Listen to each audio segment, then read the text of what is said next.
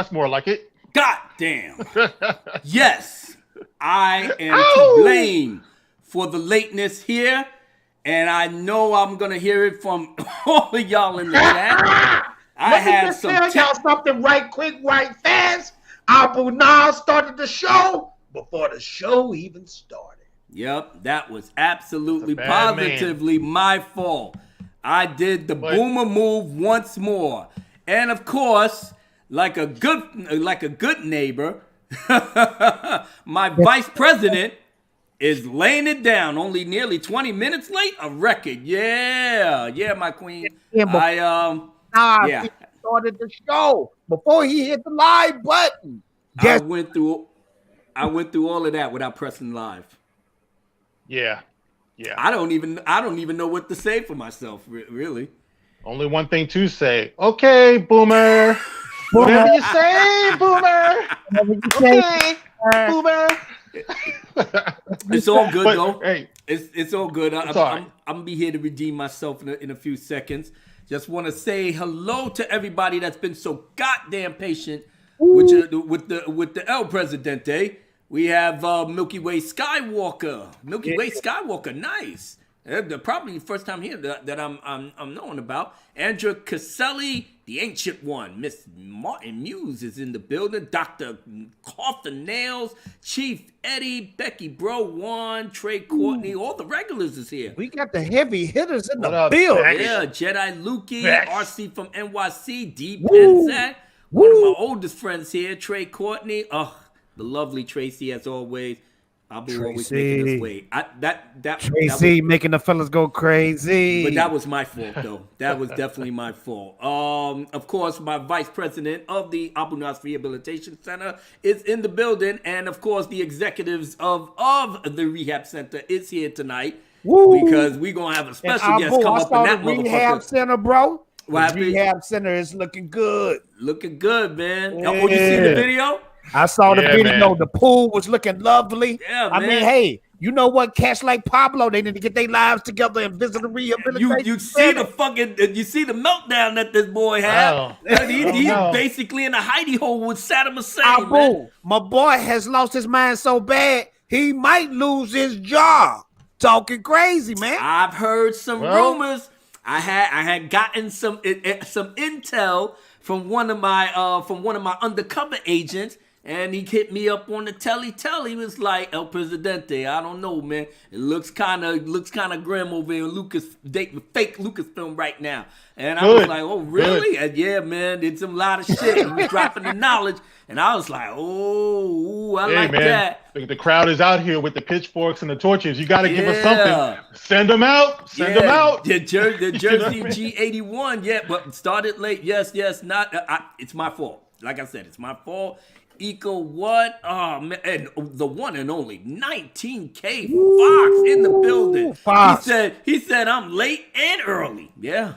At the same time. The one and only Matt's Mama Bear. Yes. Mama Bear. Please bite me, Matt's Mama. Please she don't change the name on y'all. Mama Bear doll. Yeah. Mama Bear doll? Oh shit. It ain't Matt's Mama Bear, it's a Mama Bear doll on That's you. That's what I'm talking about. And Mama the queen and the original queen, Stephanie Janicek, Smuggler's Cantina.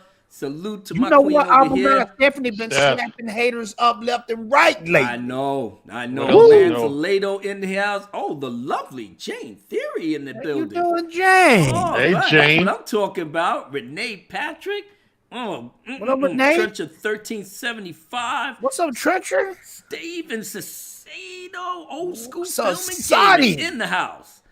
And the one and only.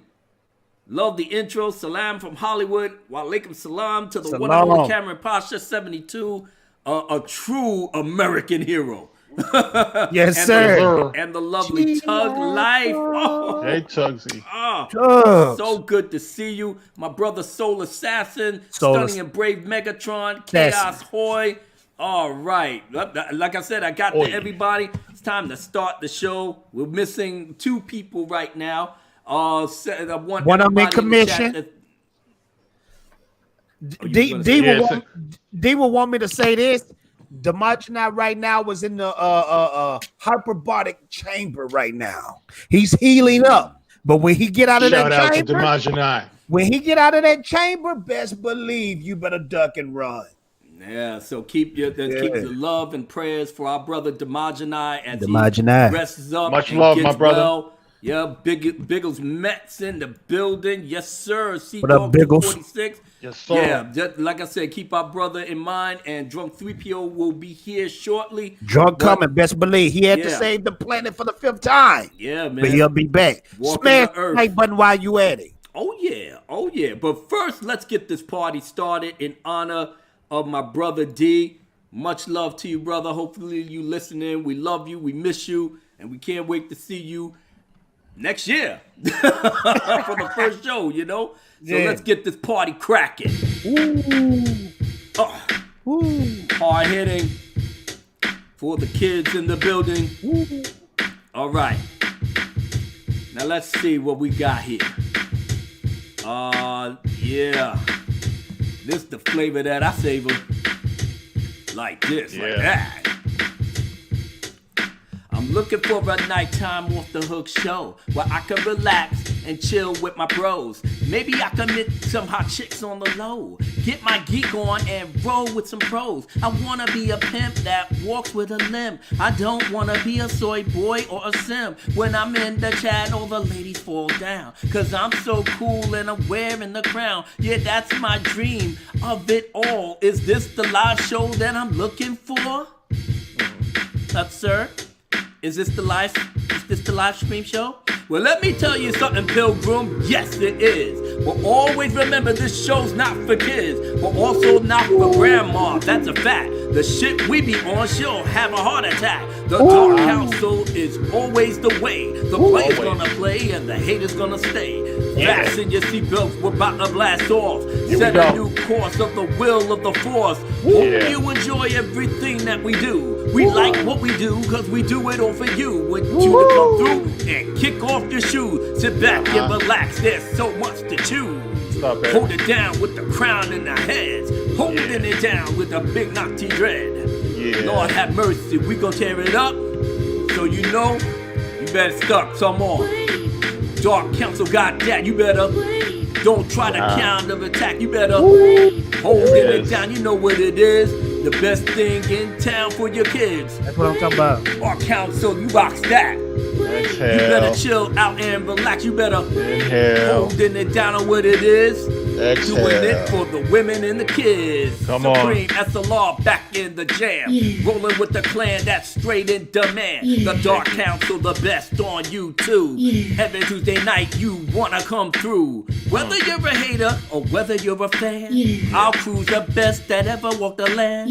Whether you live in Norway or Sudan, whether in Mexico or Amsterdam, whether you live in Russia or Japan, whether in Mexico or in Salem, whether in Russia or even Japan, in the UK or in Pakistan, the knowledge that I look for is up in Iran. To be a theologian so you can understand the wisdom and love, they go hand in hand. To be a good person and never be a sham. But don't you think that you're better than us? You'll go against us, we'll have you on stuck. Stainless steel will soon tune to rust. Begging for forgiveness, you're shit out of luck. So, Dark Council is like that. Don't try to counter attack, you better holding it down for real.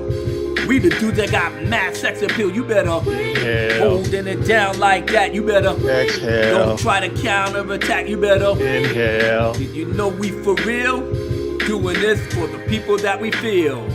One time for your mind, here we go. Like you that. know what it is, hold your soul. And every Tuesday night, we're here to entertain, to take away the bullshit, heartache, and pain. Clowns like you better stay in your lane and learn from the best that's still in the game. This is how we gonna break it down. Check it. The Dark Council, who the fuck are them? Let me tell you, brethren, so come listen in. Drunk 3PO moderates like a grifter, taking sexy pictures with Rich Toll Sister. The marginalized Super Saiyan for real. He do it for the people. Haters better kneel.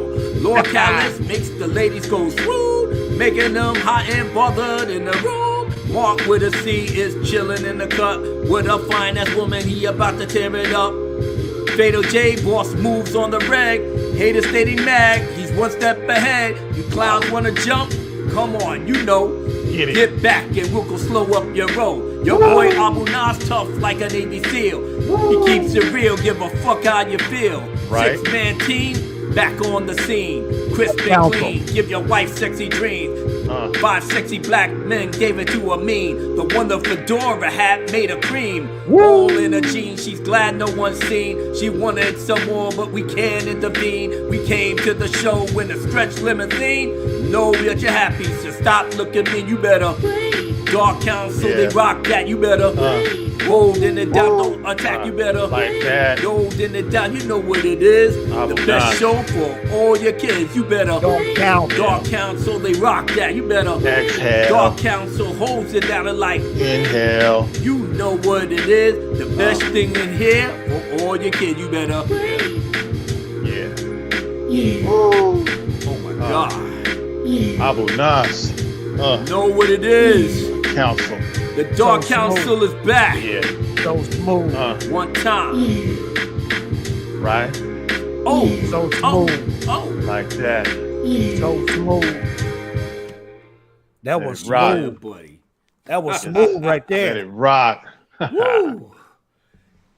I seriously Welcome. love the music. I ain't even gonna fucking lie. What's up, guys? Oh, Drunk 3PO in the building. I just want to say John 3PO has been killing it absolutely on his channel, and I salute him, sir. Yeah. You went viral this week, sir. Yeah, your videos is getting a lot of airplay. Shit, yeah, even people that didn't even know that Drunk 3PO existed, they know his name now thanks to Star Wars Theory. Yeah, So- he broke that news, man. Yeah, man. Hey. He can't straddle the fence no more. No. He been doing it for a long time. Hey, I got a lot to say on it. I just need. I got something I have to take care of. I'll be right back. Okay. I got something to speak on. I got something to say, but I'll be right back. Well, at the very least, like I said, I'm so happy 55 people are here in the audience. Like I said, the president got something special for the sucker of the hour, you know. And who'd have thought? Who'd have thought your boy could just put on the blindfold? I see the wall. I think I could get it. I think I can leave it head first. But Abu Nas, now you've been smashing on this fool for a long time. For a long time. What do Pablo do within Lucasfilm? Is he an author or something? What do he do? He's basically like the story group, like a story group guru. You know, he's the head writer for the story group. Oh, he is the head writer. Yeah. Right. Okay, so what that mean? Like, is he on the movies or the books or what? Well, he's supposed to keep the continuity. That's what he's supposed to do.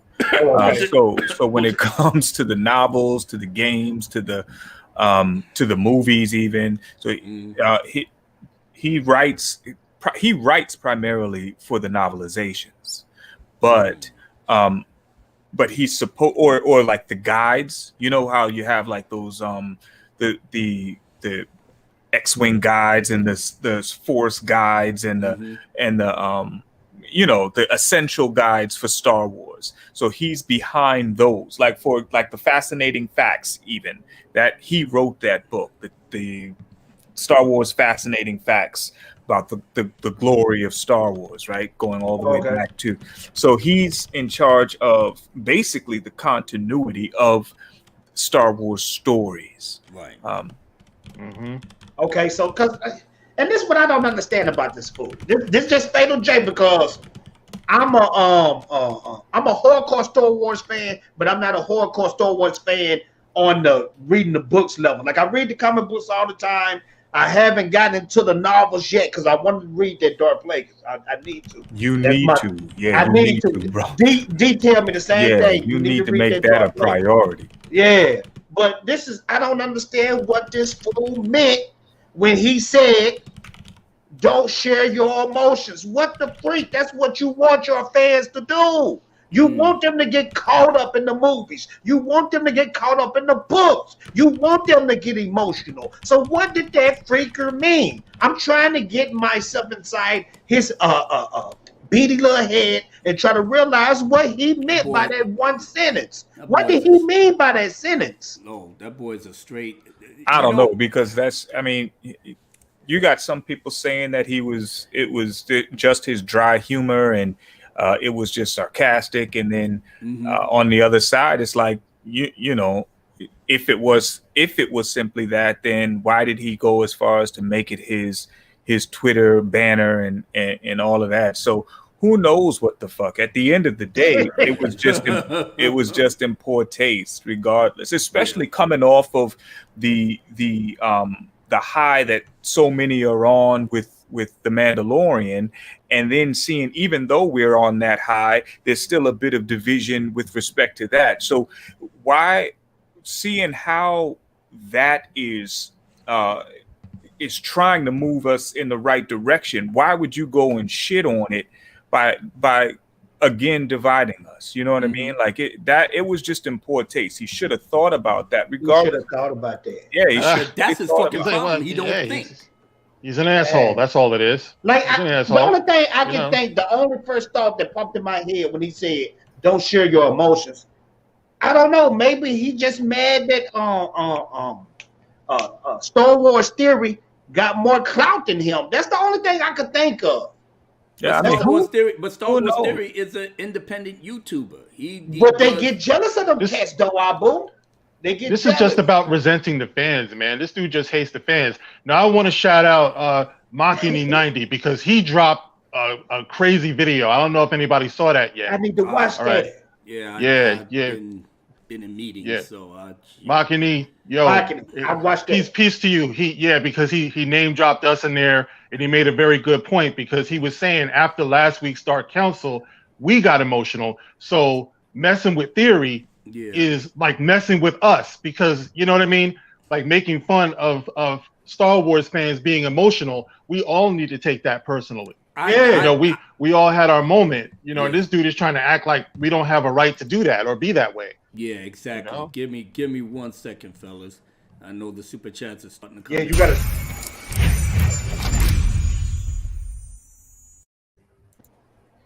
Trencher 1375 with the knock $50 super. What's an NOK though? What's an NOK? I'm assuming it's probably from where he's at. No, but I'm just saying, drunk. You know, that's Norwegian or something. Norwegian. Yeah. I think it's Norwegian. Oh, okay. Oh, I guessed them. I think it's Norwegian. Right. Yeah. Pablo. He says Pablo is the story group commissioner, more or less. Looking forward to the show, guys. Trencher 1375. Thank you so much for that awesome super chat. As a matter of fact, I know I probably missed something else, and I'm going down now. I'm gonna get it.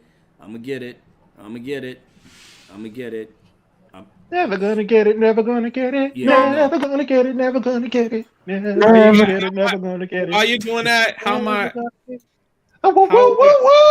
I'm sorry. How are my friends doing, man? We just went through Christmas, and while Abu Nas is dealing with that, how was your Christmas, Mark? How was your Christmas, man? Oh, thanks. It was good, man. You know, definitely tried to get my man, you know, everything, you know, Xavier, you know, took care of him. It was a happy day. It was real nice. You know, it definitely remembered everybody, you know, in prayers. Amen. Yeah, I know. My day was kind of sad, but it's well, we're gonna keep the mood. See, like, you know, I was supposed to be with my grandma and all that stuff and all that crap going on, and you know, but it's all good. How was yours, Fatal? I ain't gonna lie, my stuff was off the hook for some reason. Oh yeah, I want to hear that. Listen, I had fun. I went to my brother's house and I drank too much, and then I watched Wonder Woman, and I was like watching Wonder Woman like this. Bro, Wonder Woman. I can't. Let me just say this before we even talk about that. But like the theory stuff is hot. Like I think a lot of people want to hear about that. Yeah, but exactly. But you know what? I like Star Wars Theory. I really like him. I really like that dude. I wish you were sitting next to me, Fatal, or Abu Nas, or someone that had DC knowledge, because I was so confused about that movie. Okay, you supposed to be, because it was confusing for me. Oh, okay. You were supposed to be. Dr. Coffin Nails with the $5 super chat. Nathan Butler stopped updating his Star Wars timeline gold after 20 plus years because Lucasfilm under Disney has no regard for continuity. Pablo equals useless. Damn. Straight. That's deep. 19K Fox with the $4.99 super chat. Pablo's actions prove he had nothing to do with the return of Luke Skywalker. That's true. You ain't never lied about that, brother. You know what? That's probably why he hated Fox. Of course it is. That's why he mad. I thought it was theory. It's not theory no more. Thank you, Fox. He's jealous. Yeah, he is. He's jealous. We got the one and only Legends Gal, OG Star Wars, the premier lore master. I get my knowledge from her. The Jedi Sage. Yeah, exactly. Jedi Sage. Yeah. She said with the $4.99 super chat, I may not have gotten heartbroken about Luke. I'm sorry. I forgot he's reading super chats. I'm sorry, brother. What Pablo tweeted was in bad taste for everyone, even in the franchise. Thank you, my queen. All right, hold on. Y'all moving too fast. I'm just trying to get through this. So I'm just saying. Go to the super chats. You're good. Okay. Stephanie Janicek, Smuggler's Cantina, the original OG queen of this fandom. $2.99 super chat mentioned. Override. I got it up here. Thank you. The queen actually blessed me with this article. So, like I said, gentlemen, even though I'm the moderator and I know I want to Drunk asked me about my Christmas. I'm not gonna lie, my Christmas is straight up dope. For you. No, bro, for some reason, people just said freak giving me a Christmas gift and just gave me money. And I mean, I'm not money hungry or nothing like that because I usually give my money away, but it was dope to see people just giving me hundreds and stuff. And goddamn, brother, that's on my way. Shit, people poor over here. So shout out to everybody that was thinking about your boy Fatal. I really appreciate it. You know, that's a gift. That's a gift that you don't return. He was throwing it like he's a stripper. Hey, I'm saying you weren't somewhere dancing, were you? Well, they do call me stretch marks in the streets. That's my name. Stretch marks. He be doing that. They call me stretch marks. That's my stretch marks. Not the rerun. Stop it, drugs. Shit. Diego Flores with the $5 super chat. So, Drunk, you taking the Dark Council to Nintendo World when it opens? I hope you do. Good question. There you go. I would love to. Listen, everything, first of all, everything within me, even today, I spent 2 days with the lovely, intelligent, beautiful Jane Theory at Disney. And it's like, it just sparked that I gotta hang out with my people, man. I got like everything within me is like I gotta go. I was telling her I gotta go see Abu. I gotta go hang out with the Dark Council. I'm trying to get when we gonna set it up because I'm down. We gonna set it up as fast as possible. I'm trying, Mark. Like let me get to this new year. I'm waiting on. This is real talk and no politic talk, but I'm just saying I just want to see if Biden's gonna shut down. They were talking about he might shut down for another 30 days. You know, depending on, everything that's going on. Once I get word of what's going, it's being booked. It's being booked. I'm ready, brother. Tom from Midnight's Edge is in the building. Tom, love you, brother. Glad to see Mara, you. I see you, Mara. I'll come see you too. We can have a little private.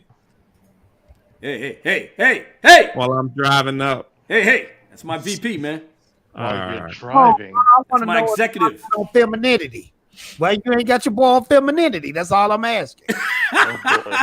You put yourself on femininity, brother. Ain't nobody else put you on femininity. Here go, Callus. Susie go on toxic femininity. Here you go. Dun, dun, dun, dun. This is the defendant. Dun, dun, dun, dun, dun. In divorce court. I can hear Tom now. I already told you could be on that show. Why is you lying to everybody? RC from Tom, the NYC, $5 super chat. All hail the exalted Dark Council. All hail the chat. I wish everyone for a safe and happy 2021. Fuck Pablo Hidalgo. That's the tag. That's the hashtag I'm going to be using. Thank you so much, RC. Thank you to everybody that dropped the super chats. Now let's get to the man of the hour. Starting first with this beautiful, beautiful article that the one and only Stephanie Janicek gave to me, and like I said, this is the first time I'm seeing it, and I haven't even read it, and I am going to share it with all of you.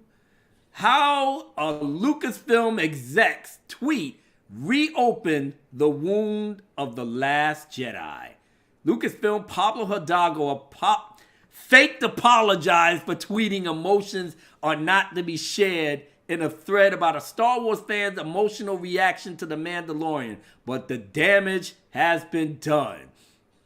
The popular Star Wars YouTuber joined roughly 30,000 fans live. There was probably more than that. You know, you got to count all the people from around the world, not just so much the States, you know? And he goes by the name Star Wars Theory, referred to in some press reports, watched mostly in concentration. Don't give me hope, bro, he said to no one in particular. A lot of us said that. A lot of us didn't. Some of us didn't believe that it was Luke. We thought it was Ahsoka. Some of us, as I was watching the reactions, they were saying, oh man, no, this can't be Luke. No, don't do this to me. Don't do this to me. And then all of a sudden, here he comes. And all the waterworks came out. He said, thank you, Lucasfilm. Thank you. This is what the little 6-year-old in me wanted to see. That's what he said. Me, this was the little 11-year-old, almost 12-year-old was thinking about, you know, me, you know, and everybody else that was in basically coming out of their childhoods into their almost their early teens. Bro, if you go back and watch that again and just watch Luke, you already caught up in Luke, but just go back and watch Cara Dune. She had tears in her eyes, and then you see Din Djarin had tears in his eyes because he giving up his son. To all the fathers I know, the real ones, I know that hit them some type of way, man. Now, you know what I'm saying? Yep. Now, he posted on Twitter, got the notice of Pablo, you know, top executive in the story department, and then he ridiculed him, saying that, because his account was private, he couldn't see what the executives were saying, but somebody got it to him. So he said I hate to believe he would join in the teasing as a Lucasfilm official. Now, he had over 100,000 followers. You don't think that 100,000 followers would have retweeted to other people that they know and put in the tweet? Yep, the tweet is still right here. And what he put in there. Roughly 20 hours later, after he thought that he could get away with it by locking his tweet, making it, you know, private. Then he had done that a long time ago. Like he did. Yeah, he made his tweet private a long time ago. Let me ready to get this at. Let me fast forward. You can skip all this. What he put in there. Oops, sorry. So basically, Pablo locked his account and he thought only his friends were there. Star Wars Theory saw someone making fun of him and said, oh, it looks like they're talking to Pablo's talking. I wonder if Pablo is, you know, commenting. And he did. Pablo made fun of Star Wars Theory and got caught. Then on top of it, instead of like coming back, Star Wars Theory gave the man 6 to 7 hours to like say it was a joke, to apologize, just whatever. And instead of doing that, Pablo Hidalgo took that tweet about emotions are not for showing and put it in his Twitter title, like his headliner, to laugh at everybody who cried for Luke Skywalker. Everybody. Right? So Star Wars Theory, 3 million subscribers. Whatever you feel about him, whatever. People like him, people hate him, people call him shield, people call him whatever. Just to catch up on that though, Drunk, because when Hidalgo's account is locked so that only certain people can see it, right? It's not like Explain did where he blocked everybody. This dude's account is locked, so only the people that he wants to see it can see it. So there's a couple of leakers in there. Yeah, but so when when Theory tweeted, "Can somebody who can see this tell me what it says?" Dude then changed it to his banner, so you can anybody, regardless of if you're his friend or not, you can always see their banner. So this way, you didn't need to be a friend. That's why it kind of struck me as fucked up, because he's saying, you don't need to be a friend. Here, I'm gonna post it so you can see it. Yeah. You dig what I'm saying? Yeah. That's grimy. So, like, that's what I was saying. Like, whatever, people have their own opinions of Star Wars theory. So what I did, Ichibaka gave me, it was like I had just finished playing Mario Kart with Geeks and Gamers, and Ichibaka sent me a little message. He goes, you might want to see this. So I went and made my video before Theory responded, before anybody responded, before anything. And for my channel size, it blew up pretty quickly. And Star Wars Theory sent me a message. And I never talk about DMs, so please don't ask. I validate and have integrity that DMs need to remain private. Dope. So he sent me a message, and then he responded, and then it just went crazy. The thing that what got everyone was Lucasfilm started trending, then Pablo Hidalgo started trending. And I get where Ryan was saying and what Jeremy was saying is like, why did you wait till now to call this out? We've been dealing with this crap since The Last Jedi. It is Star Wars Theory's right to call it out whenever he feels like it. Like I said, I don't care if you hate the man or whatever. It's he could do whatever he wants. People can criticize. People criticize my channel. I could rebuttal that criticism. You guys get what I'm saying? Like that's all loving. You put yourself out there, that's what happens. So, Lucasfilm emailed Star Wars Theory, and I got all the information. Lucasfilm emailed Star Wars Theory and said, "We want to call and talk to you and apologize." Pablo Hidalgo personally emailed Star Wars Theory and says, I need to talk to you and apologize. I'm sorry. So sorry. The significance of that is this. That has never happened. Ever. Lucasfilm, people that work for Lucasfilm has never apologized to anyone for their treatment. But you know why? Because this dude could bring them down. The people. Well, he didn't accept his apology Theory. So then Pablo sent this corporate. Let me clarify that this is what I meant to say. This is what's on the screen, knowing damn well that Pablo didn't write it, and it said, and the article said Hidalgo didn't even address placing the offending tweet as the banner over his account. But a source close to him said that he did so briefly, not out of malice. That's a fucking lie. Listen, can you take this down? You can take this down. I gotta share something. Can I say something real fast? Because Drunk, I know you're gonna go in. But just take the article down. There you Drunk, go. I know you're gonna go in. Let me just say this real fast. Yeah. This should open everybody's eyes up to know now that they do not care about the original characters. Period. They don't care. Or pretty much the fans that they don't care about the fans or the original characters. They don't care. Yeah. It's bigger than that. This is okay, let me just be clear. Take your time, bro. Take your time, because this is interesting. These people hate YouTubers. They hate YouTubers with a passion. Why? Because we speak the truth. They have criticized YouTubers from day one. I'm just talking Lucasfilm. YouTube has tried their best to come against that. Remember, all these rules keep coming out. They hate the fact that people like our videos. They hate that they comment. They hate that they agree with us. They hate that we speak the truth. They hate it. You telling me they don't see it? My executive friend that works at Universal, whoever who gets me all them free passes to go to Universal Studios and all that stuff. He said, listen, we have departments of people that look at social media and watch videos all day.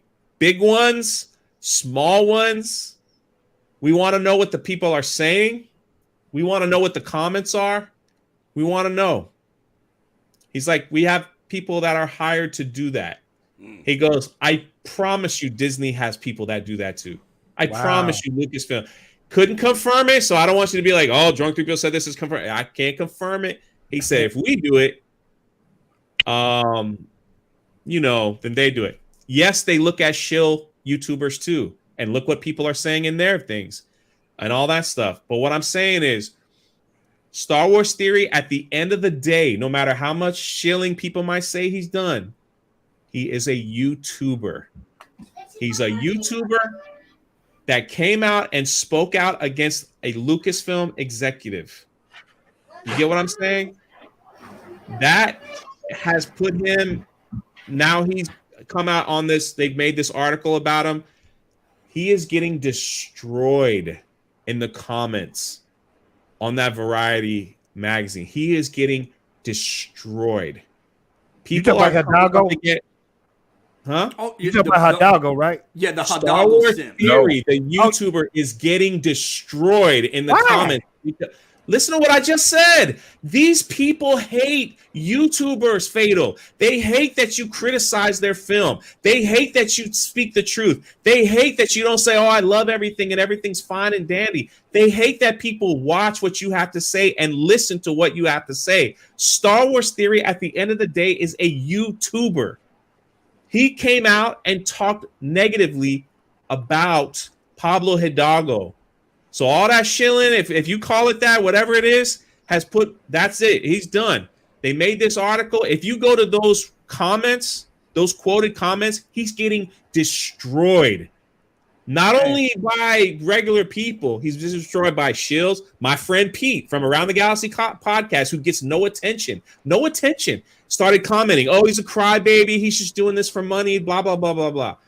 Other Lucasfilm employees have come out and say, yeah, this is stupid. Oh, a YouTuber boo-hoo, a YouTuber boo. They are destroying this man in those comments. Look, Tom says I'm right. They don't want freedom of speech no more. Because you listen to me and listen, I'm not going to, I'm sorry, I won't go long. I learned more about this as a theme park YouTuber than I did a Star Wars YouTuber. Why? Because now I have relationships with other theme park YouTubers. I have like 500,000 subscribers, stuff like that. I did not know these people were on payrolls of theme parks.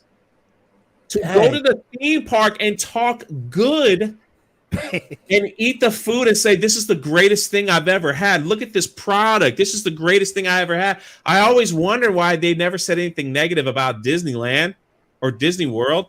But they talk trash about Universal. It didn't even sink in my brain until I had a conversation with one, and I promised him I would not use his name.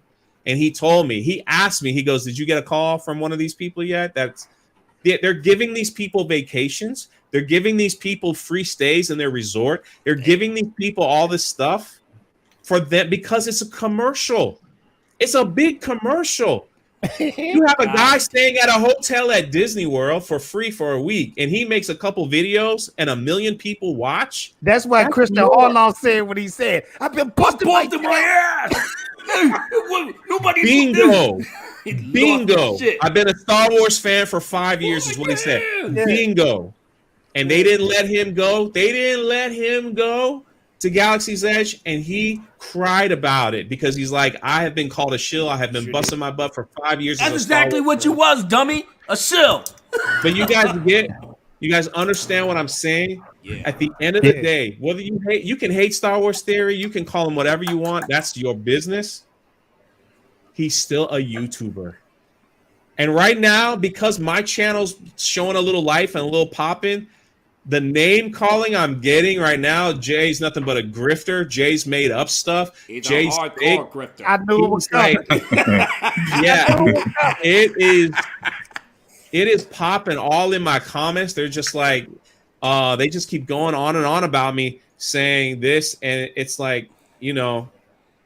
Damn, you should have. Yeah, this is the thing, though, Jay. Right. But see, the thing is, people don't understand that. If you have like a follow, Steph is right. You have a following. People are like, it's free advertisement. It's a commercial. So you start saying negative things, then they're gonna be like, oh, it's just a YouTuber grifting because hate clicks, blah blah blah. Da-da. We've all heard it because we've spoken out against The Last Jedi. We've all heard it. We've all heard that we're this. Listen, they've called us. We're a freaking YouTube channel. They don't have to watch. Why do they call us Nazis? Why do they call us that? Why do they call us rape? Why do they call us all these things? Scared of the truth. Right. But that's what I'm trying to say. At the end of the day, at the end of the very day, Star Wars Theory is nothing but a YouTuber to them. That's Jeremy was just talking about that in one of his. All right, I'm done. I'm just saying. I'm all his subscribers. What up, Jeremy was just talking about that a couple of days ago, how he used to have relationships with Lucasfilm and everything. Once he started talking negatively about The Last Jedi, that was pretty much it. You know, he was cut off, he was demonized, he was called, you know, right wing and all that stuff. So that seems to be consistent with what you're saying. But this is how I look at it. Either you're going to bend over or you're going to tell the truth. Period, point blank. Why do you think Alan Dean Foster is telling all that truth right now? Because they stopped paying them. That's why. Yeah.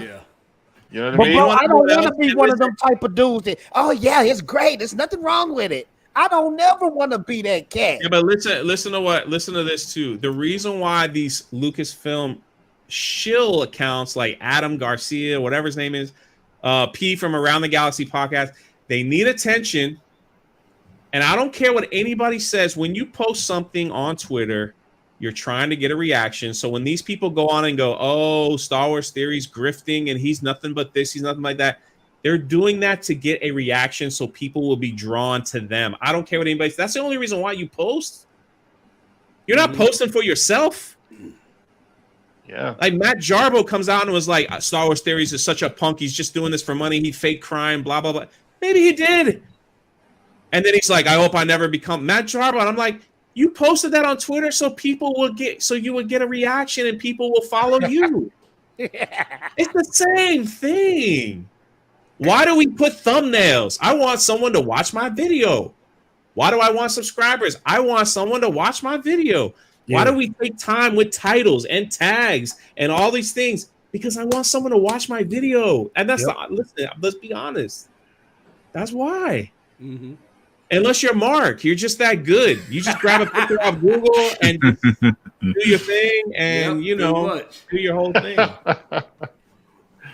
Put me out there like that. But it's sad, man. It's sad that when you speak truth, these people try to alienate you or get people to attack you. Look, every time someone sends you a super chat, Fatal, they think that's money that could have been in my pocket. Every time I talk bad about. Every time I say, this is stupid, you shouldn't buy this, and someone super chats me saying, yeah, I'm with you, Jay, they think they could have used that money to buy a Funko Pop, but this dude has influence in telling people not to buy it. Well, that's the very reason why they changed it from creator to influencers. What Drunk you did about the Han Solo action figure, though, and that was a funny video. Well, I'm just saying. Over 100 people in here. Thank you. Hit that like button. Yeah, thank y'all so much because they want to hear truth. This is one of my oldest supporters, Tauntaun Girl. So glad that you're here, sweetheart. A crybaby man baby made fun of a real man for showing emotion. Oh, the irony. Yeah, well, Pablo was definitely that and more. Before anybody else do anything, I missed a few super chats, so I'm going to shout them out now. Mr. J, I did see your thing, but I pressed the button and the scroll just made it disappear, but I got it. $10 super chat from Mr. J. He said, just throwing support to you brothers. The memes of destruction with the $5 super chat. Pablo Hidalgo, evil hater of Star Wars fan or very poor internet troll. Did a video on him earlier. Don't watch if you want to stay angry, y'all. Yeah. Listen. You know the worst. Ryan Johnson on his Twitter today was throwing shade at people crying over Luke. Mm-hmm. He ain't got no job. Yo, listen. Speak on it, Callus. Callus turned on. Yeah, wait. Let me get this last super chat out. Trencher 1375. Thank you, Trencher. $50 super chat. He said they hate YouTubers because you are self-made while they only got their jobs because they know the right people. Thank you, my brother. I ain't trying to coon it up, but this is getting so good. I'm just getting a piece of chicken and listen to y'all. I know I'm ready to explode. And listen to y'all. I know Callus got some on his heart. Look at Callus got his hands over. When you see Callus with his hands over his mouth, you know he's gonna explode. I'm not saying nothing. Go for it, bro. I cannot stand that motherfucker. So the bottom line. So we are a Star Wars family. Christmas time is the time that we always watch. If it's before, obviously it was in May, but since they changed it to Christmas, we as a family would get together and we would watch the Star Wars during this time period, right? And so my brothers were over for Christmas just this past week, and we of course watched Mandalorian, and we got into the conversation about that roundhead motherfucker, and it's you don't hear me go in too often, right? I don't go in too often, but when it comes to this, man, I've been looking forward to this. But when it comes to this, man, I just really cannot stand his ass. Like I just really don't understand the audacity that he has. Just the arrogance behind his character, and his. The fact that he is okay and almost relishes and celebrates the fact that he has controlled the fandom in such a way that he has divided us almost to a point of that it's irreparable, and that just makes me I just can't stand that dude for that reason. Like I would spit on him as I stepped over him. Like I'm right with you. That's just I can't. Of all of the people, I just because of his blatant arrogance and disrespect, I don't think I could ever accept an apology from this dude, because it would never be sincere. It would never be sincere. He enjoys what he did, and that's worse and more dangerous than anything, that he enjoys what he did. But anyway, and what's been hanging over me? Mark. With Dread, by the way, what you're saying about Roundhead, right? Is that because of what Filoni was saying about him and how he showed him the ropes and stuff? I keep thinking to myself, man, are we ever going to get a Mandalorian episode that ends with written and directed by Rian Johnson? I'm sorry to speak it, guys. I'm sorry to speak it, but I was just thinking. You know what I mean? What if that ever happened? I bet we'd all be on the same page at that point. Yeah. The Mandalorian honeymoon would be over, baby. That would be it. In a heartbeat. Yeah. And I know John Favreau ain't that stupid enough. For me, that would be the absolute the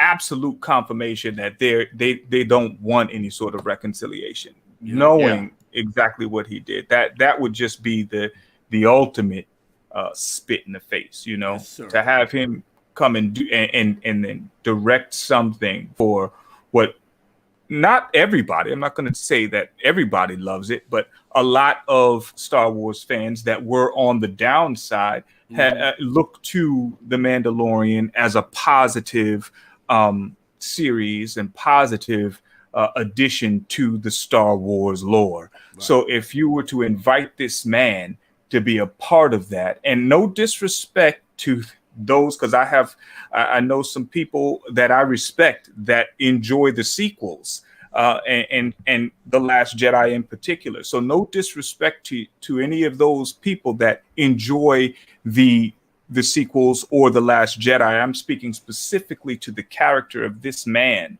and how much I just can't stand him. Yeah. Give me 1 second. I got a few super chats to take care of.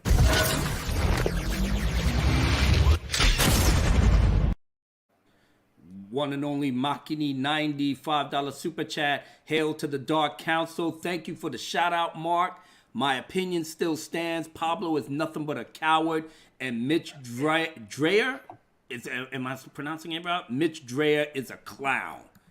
Clown shoes. Exceptional video, Makini. Yes, Exceptional. yes, sir. Yes, indeed. Yeah, y'all got to check it out. I know that. The one and only Ords board is in the building. $1.99 super chat. Okay, I'm here. You can start now. Thank you, sir. Congratulations, Ords. Congratulations. Congratulations, Ords. Yep, on the nuptials, brother. That's what it is. Ooh. That's what it is. I can't wait to see it happen. Oh, before I do anything else, much love to the one and only Jane Theory with the $5 super sticker, and I'm looking at it now, and it's a fox laughing. Oh, that's interesting. I don't know who got the more soothing voice. Is it Jane or Nerd Cookies? Who got it? Oh my God! You should hear. That's a horrible, man. Fat Steven You should Seagal. hear Jane Theory on a roller coaster. She got that. Her voice gets all high pitched. Like, that's stuff already high. It's still good. Oh man, hey, it's drunk. So cute. Hey, drunk. You are positively glowing. Tell us about these last 2 days. Ooh, Does anybody see? Drunk is glowing. I'm like, Mark. Ooh wee. Ooh wee. Fat Steven Seagal beat up Hidalgo. $2 super chat, 2 koalas, and 1 chlamydia vaccine written by Fatal J. What up, Fat Steve? Oh my God! All right, well before we get back to it, let's go and take a commercial break. Are you tired of having a social life? Does the prospect of multiple sex partners make you shiver? Don't have anyone trying to get a hold of you every 5 minutes? Then you need a girlfriend. The Girlfriend is the clingy chastity belt you've been yearning for. The Girlfriend is equipped with a thick, ultra-padded push-up bra that turns her little bees into some honkin' C's. When hungry, the Girlfriend will get her bitch ass into the kitchen and make you sandwiches. With the Girlfriend, you'll never have to worry about bothersome silence again. She'll narrate her every thought, opinion, and feeling nonstop, morning, noon, and night. And the Girlfriend will provide you with all the smoking hot sex you could ask for, provided she's in the mood and not suffering from one or more of the following: headache, being too tired, being too drunk, not being drunk enough, being way too drunk, feeling fat, watching Glee, feeling angry, sad, or devoutly religious, and during Shark Week at Cooch Creek. And you'll also receive crotch pop for men. Make your little garden snake look like an oversized anaconda with the power of the pop. And if you act now, you'll get an additional Girlfriend absolutely free. After satisfying you in mere seconds, the 2 girlfriends will engage in girl-on-girl action, prompting you to film their experiences to exploit on the web. A $500 value, you just pay shipping and handling. Order the Girlfriend today so you can be a sex-deprived Neanderthal who still treats women like it's 1957. Girlfriend is not available in stores unless she has your credit cards, in which case she's in them all the time. And we're back. Where did you get these clips from? And we're back. That And clip was long as hell, too. What up, Tom? Hey, hold on. I got you, Raging Rhino. Raging Rhino with a super sticker all the way from down under. Thank you, my dude. Thank you for the super sticker. Raging Tom, come Rhino. here. Tom, now it's supposed to be a party. He almost said Raging Wino. That was I know, good. man. It's been a long man. Jane Theory. Raging Wino. I'm a raging wino. Jane That Theory worked. tired me out today. She tired me out. We were at Magic Kingdom. She tired me out. Welcome aboard, Tom. Tired you out, huh? Edge. Tired you out? Hello. She turned you out. She said she turned you out. What? Tired. Not intern. Whoa, now. What up, Tom? Oh, this is where it gets juicy, guys. Wow. I was waiting. You too. I was looking for it. I said, no, this is perfect. I gotta get it. I don't expect this over here. I can see on Drunk's channel. Oh, man. Oh, just made my whole night. Mike Gussler, $2 super chat, 3 months till the Snyder Cut. Hail Zack Snyder! I saw something today that's getting released on Blu-ray at the same time as it drops on HBO Max or something like that. You know what? Man. I'm going to buy it and I'm going to watch it on HBO Max. 4 hours of epic story. Yes, Gonna be in sir. theaters too. Woo! Make a brother shake. I don't know all theaters, but select. All I know is this: when you have Jane Theory and Lorena Creel in the same town, around the same, I couldn't like. I'm just tired, man. I can't mentally. And what is this tired stuff you keep bringing up, sir? Woo. I'm almost scared to ask. Listen, let me tell you something real quick. Let me tell you, fellas, one thing real quick. Lorena. Oh, this is where it gets juicy, guys. He got me.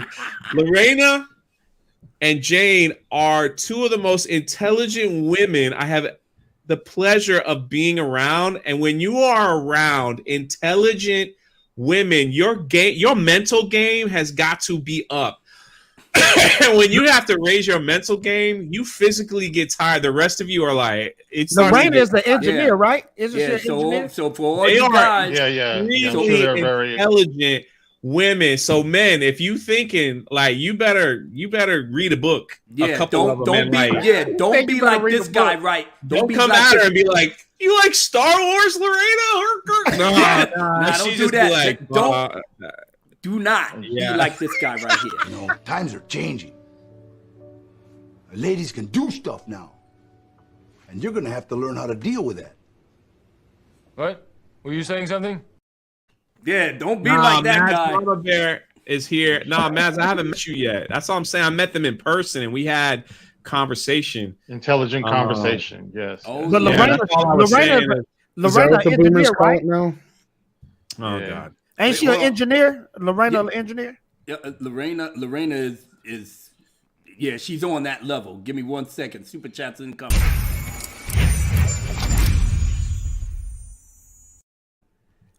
My girl Stephanie Janicek, Smuggler's Cantina, said that ad, I'm laughing too hard. $3.99 super chat.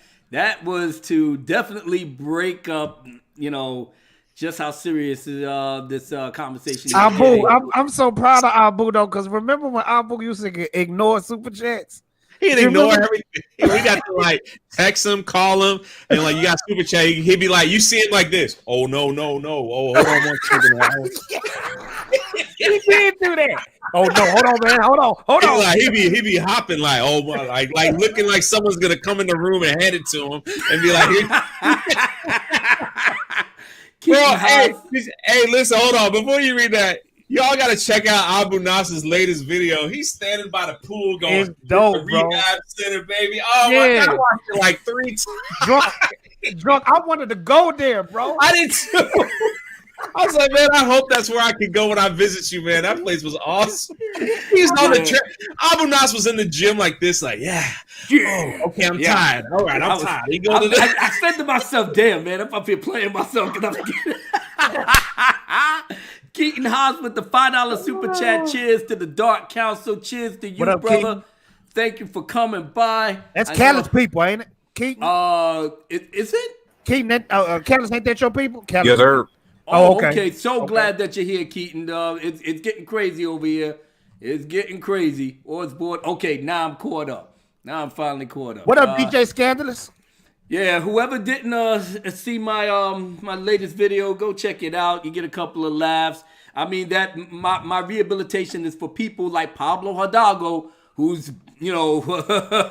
who's definitely in need of some rehabilitation. But we got the master here. My brother, Lorena Creel. Look at her laughing. Yeah, we know, Lorena. We know. You on. I want to meet all the women that is in our chat. Seriously, I'd love to hang out and have a conversation with Mads, Mom, and Dad. I can't even talk. I'm mentally drained. You, Becky, conversation. I'm conversation. Oh you said conversation. We can have a twerk contest up in here. Who's drunk? No, I'm mentally drained. Like I'm mentally drained. Now, when he drunk, he do this. Yeah, I'll be like, he sure do, Fatal. He be leaning. We all know each other by now. We know each other. We know Abu. Like, where my super chat at? We know Mark just be sitting like this. Just waiting his turn. He wait his turn. And then and Fatal always start the show with his mic not working. Fatal, your mic not working. Oh man, what the You got it. Oh man, y'all people are crazy. Tom, come and save us, man. Well, us, brother. I was hearing the conversation and I'm like, man, this is just crazy. I mean, look, we've had a lot of different reactions to the whole thing. We've all had, one feeling or another about it. And as far as this goes with the whole Pablo thing, I think it goes beyond Star Wars theory. Mm-hmm. And I think you guys are right. Like Jay's right. They hate us. They really do. Like they hate us with a passion. But there is two sides to it. Like there's two camps in Disney right now, and I have heard it from multiple places, and one directly, like a direct source. I can't say the name because it's somebody who's actually worked on The Mandalorian. Right. And basically that, yeah, a lot of what we've been hearing about, there's a pro Lucas camp and there's a pro KK camp is 100% correct. And this pro KK camp is the ones that's coming out after us. Like they are pissed right now because we made them look bad. First of all, they made Kathy and Ryan look bad with the whole Luke thing. Yeah. Whether you liked it or not, it had massive. But we still got. Didn't mean to interrupt you, Tom. But we still got some shows running around here saying, "Oh, you see Kathy? Oh, Kathy's there. Kathy's over here." Who do you think those people are? That's what Jay's talking about. Those are the KKs. Like you can't take pictures with the people that you hate. You know what I'm saying? That's the role that you gotta play. Because the pictures is going to be out in the internet. What I was told is obviously, Favreau and Kathy, for out in public, they act, cordial. Mm-hmm. I mean, they have to. They got it. There's no, like, they've never had, like, a blow up. They've never had a fight or a drag out or anything. But it is known that she is resentful of him because he had to come in and clean up her mess. And Bob Iger was the one that brought him in.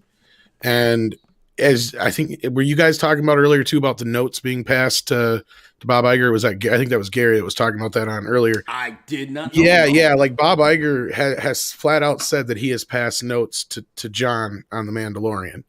And we keep hearing this, yeah, she's the executive producer and all, but her name's going to be on everything, and we've seen more than enough stuff. And like I said, I heard from more than enough people now that they're trying to get the fans on board. And this was a big, can we swear on this? I don't want to say nothing bad. Abu Nasr. I thought so. I figured as much. I thought I heard some swearing earlier. But this was a big fuck up on Pablo's part. Like they have been struggling right now to try and get the fans back on board.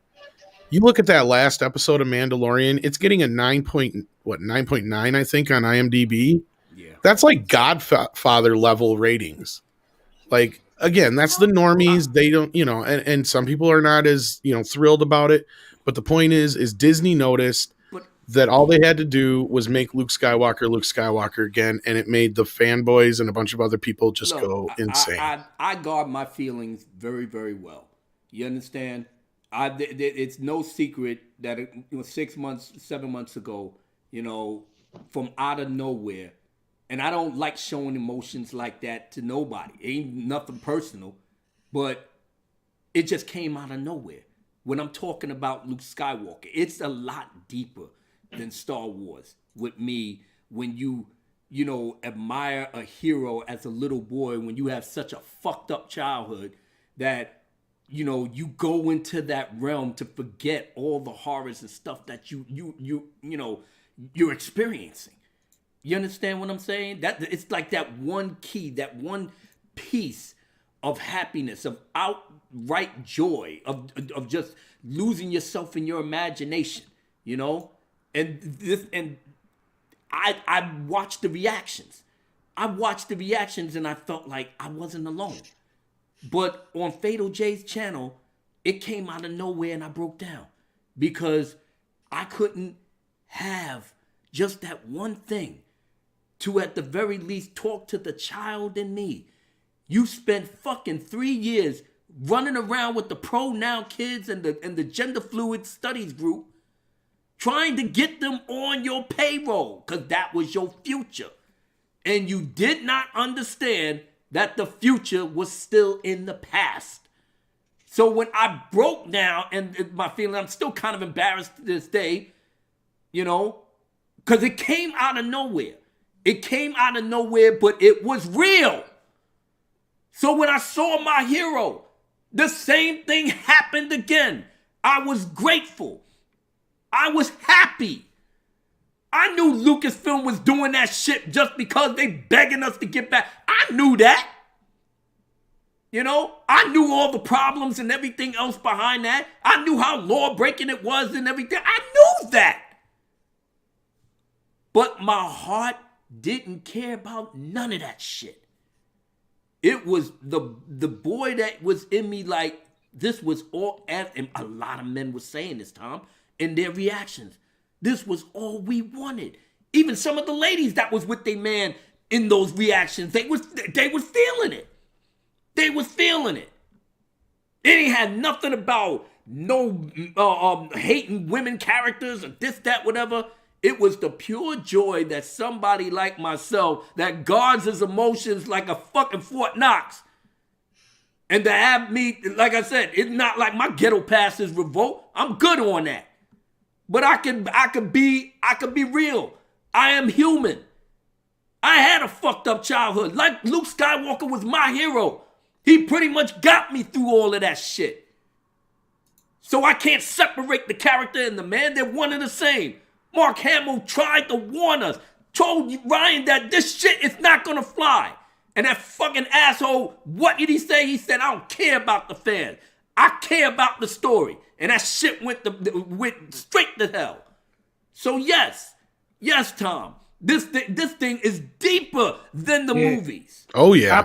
I asked the panel, but I want to ask Tom. Tom, why do you think Pablo said that phrase? Why did he say, "Don't share your emotions"? What do you think he meant by that? He may have been trying to be sarcastic. I'm not going to deny that, but I think he was not speaking directly so much to Star Wars Theory as he was all of us. I really think it was a message being sent to the YouTubers. That's why I think Drunk was right. Mm-hmm. Do you think he was just mad at the fact the decision to bring Luke? And people think I'm stupid, Tom. They think I'm really stupid. Please. I only think you're stupid most of the time. But Tom, do you think he was just mad at the fact that Luke is back on the show? Yeah. It's totally no. Drunk was 100% right. Like this is totally that side, the KK side of the crew are reacting to the reactions. They hate it that we are, and I don't mean we as in like us in the group, but I just mean we as a collective, fan base are rejoicing that we got to see the Luke Skywalker that we love on screen. Yeah. And just in that 2.5, 3 minutes, they respected Luke and R2D2 far more than they did about R2. In that episode 8, they got so much more respect than they did in the other episode 8 or the entire trilogy for that matter. I mean, hell, they kept R2 under a tarp. Please. The entire 3 movie, the only thing R2D2 did was turn on, gave you some information, and say goodnight. And that was it. The BB-8 was popping, the merch was flying off the shelf, and they said, oh, fuck a R2 and fuck a 3PO. Everything is good over here. And don't get me wrong, it doesn't fix anything. Like, this is definitely a rose with many, many thorns. Yes. I mean, you can look at it and it looks beautiful, but if you grab that sumbitch, it's going to hurt. I mean, if we grab onto this right now, it's not going to necessarily, we can't, I'm not saying don't let, Lucasfilm and all those guys know that we're happy about this. Do that. Yeah. But like those who are saying, don't forget where this leads. That's also something to keep in mind. So there's never going to be a bridge that's going to be repaired completely until there's something there to either erase the trilogies or the sequel trilogy or get some kind of apology, which we're never going to get. Right. I mean, I said it on one of my live streams. I said that pride, Tom. That pride will never let no. And do you think there's a double meaning to the tagline for the show, which is "This is the way," and then that last episode was called "The Rescue," and everything just blew up from there? Do you think that was an indication of that Civil War thing like they're speaking in code? I do think it's very possible. Because we had touched on that. I didn't even make that correlation, Tom. With this is episode 8, Luke Skywalker versus the episode 8 Luke Skywalker. I didn't even make that. Yeah.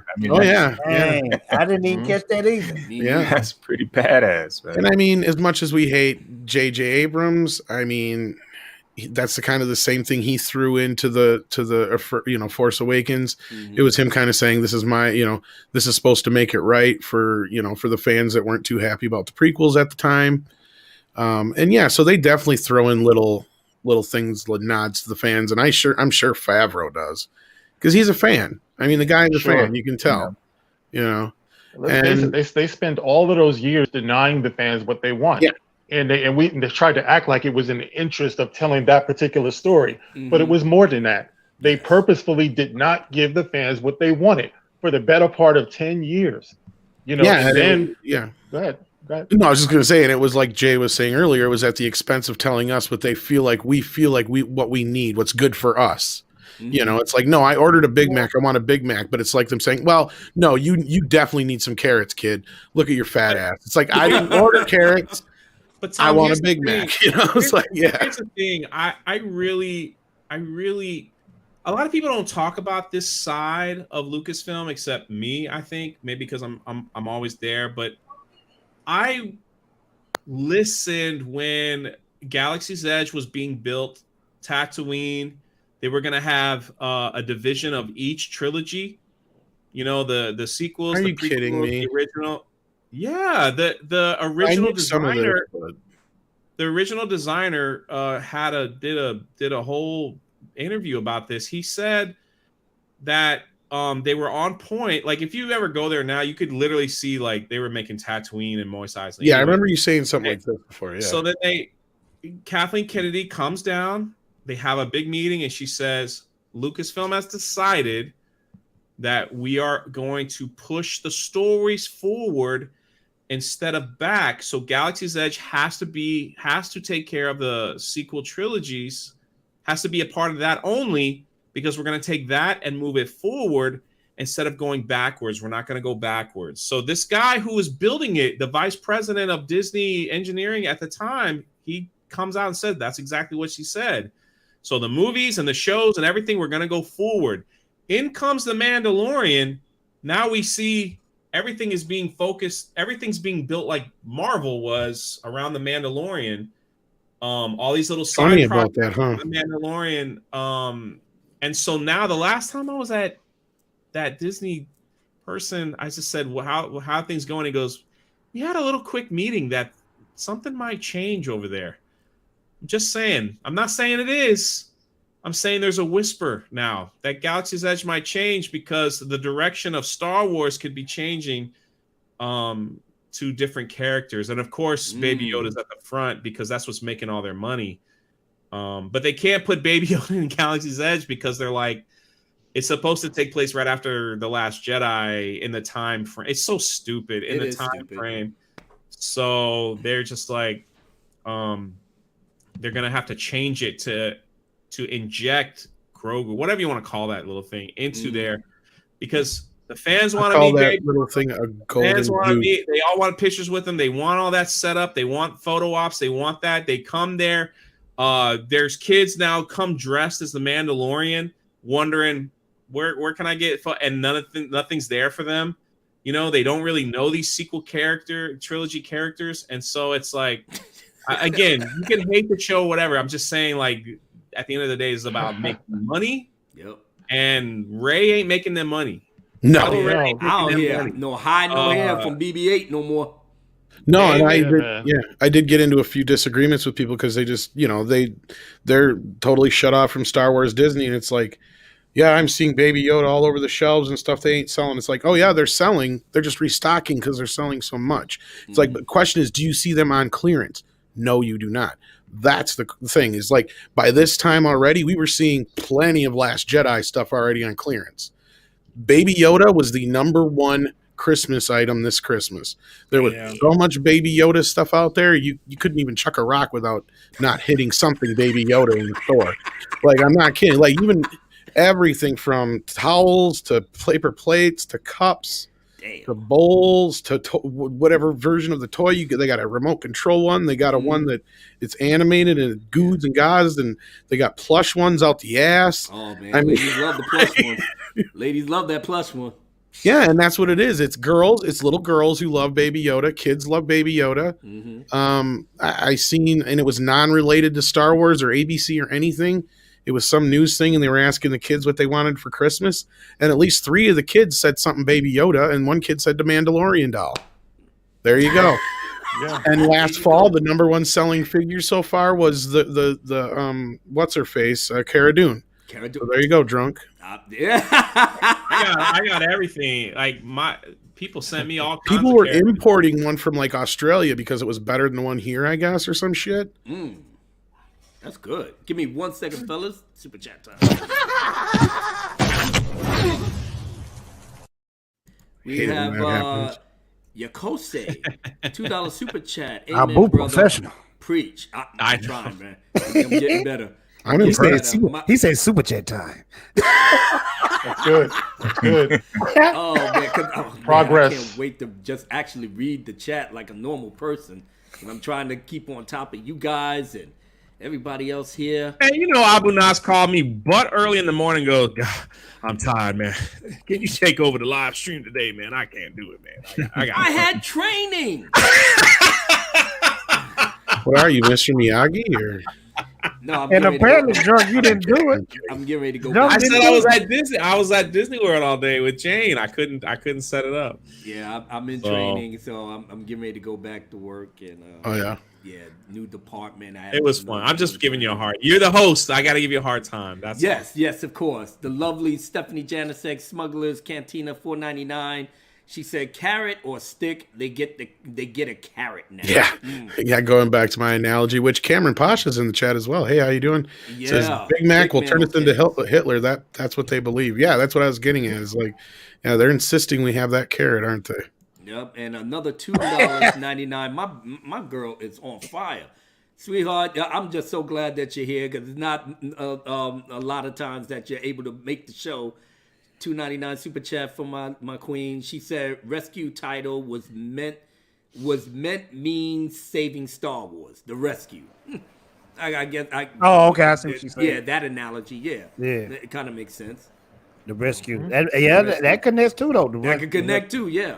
Yeah. I mean, Star Wars is not saved by any stretch of the imagination. No. You know, the only way that you can be saved if they say it ain't canon. If they say it ain't canon. Yeah, you gotta get rid of that sequel trilogy now. Yeah. Well, here's the thing. Luke is in the story. Luke is in the story now. You know what I mean? And everybody knows it. Everyone's cheering for it. Now they have a decision to make.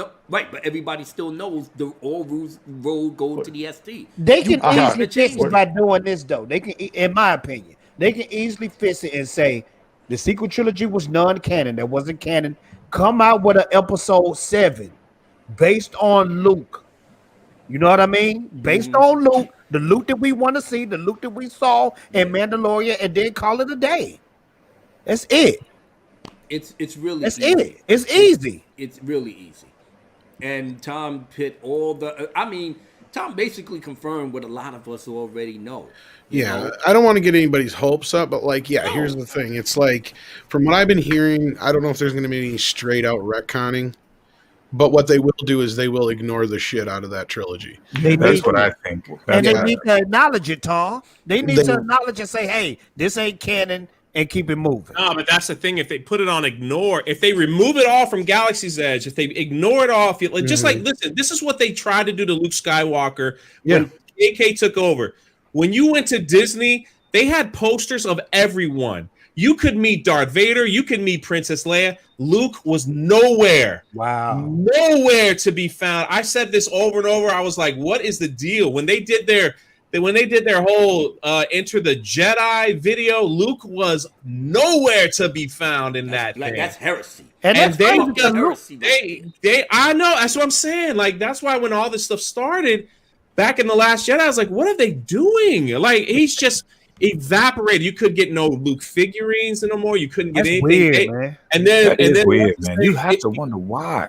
If she put that thing up about that picture, in the Lucasfilm office where they had a picture of Luke and a big old red. Why do they hate Luke so bad though? White Luke, male. Hello. But look, Luke equals Star Wars. Star Wars equals Luke Skywalker. Yes, they Luke wanted equals white male. They wanted to change it. They wanted to change it. So if they remove, this is the whole thing. This is how it works. This is how they work. Let's beat down Luke Skywalker and build our characters up. Let's make Luke a sucker and build our characters up so people will like these characters now and think Luke stinks. So bro, that's like coming out with a Rocky movie and beating Rocky down all the way through all the Rockies 1, 2, 3, 4, 5. That don't make sense. Don't overlook the significance of what they did to Han Solo too in the very first movie. It wasn't just Luke. We love Han Solo as well. Yep. And how did they do something like that to such a beloved character? Correct. Yep. This is correct. This is the crux of everything that I always thought. She said they got rid of the EU for creative freedom. Look what the fuck happened and look where it got them. The problem is that they were supposed to get, that was creative freedom, and they were supposed to build on continuity with that, but they haven't, and that's part of. They could have went to any freaking Barnes and Nobles, put some mashed potatoes in their hand, and throw it up against a Star Wars book, and made a beautiful trilogy movie from. Yeah, I mean, you could have stayed in a certain lane. They didn't have to. When you want to complain about the fact that the EU, they don't want to pay nobody. Yeah, it's just ridiculous, man. Take the gum out your mouth and throw it up, and whatever book it sticks on, there's your trilogy. I mean, you make a trilogy of movies based on one of the books, though, then you have to pay one of the authors. But they had continuity if they would have stayed in the same in that Skywalker saga line. You didn't granted, if you branch off into some of the different books, then you may feel like, okay, these timelines don't match up, or these events don't match up. But if you stayed right after Return of the Jedi, and then you go your 5 to 7 years later into Heir of the Empire, and then you move forward from there, you will see continuity. So they had the opportunity, if they wanted to say, okay, this is going to take place 30 years later, right, even with that being the groundwork that they wanted to build this foundation from, there was plenty of continuity during that time period, because we had 3 series going during that time period. You had the New Jedi Order into the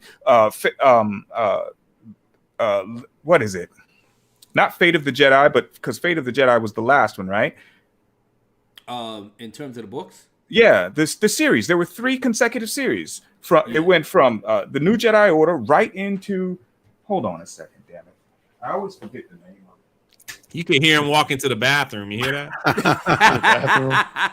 Legacy of the Force. Legacy of the Force. Right there. No, I'm in my office, bro. I'm not in the bathroom. I'm in my office. I almost had an image of the Force and then Fate of the Jedi. So there's continuity within those series. What'd you say? When you live in a mansion, it got echoes like that. Listen, bro.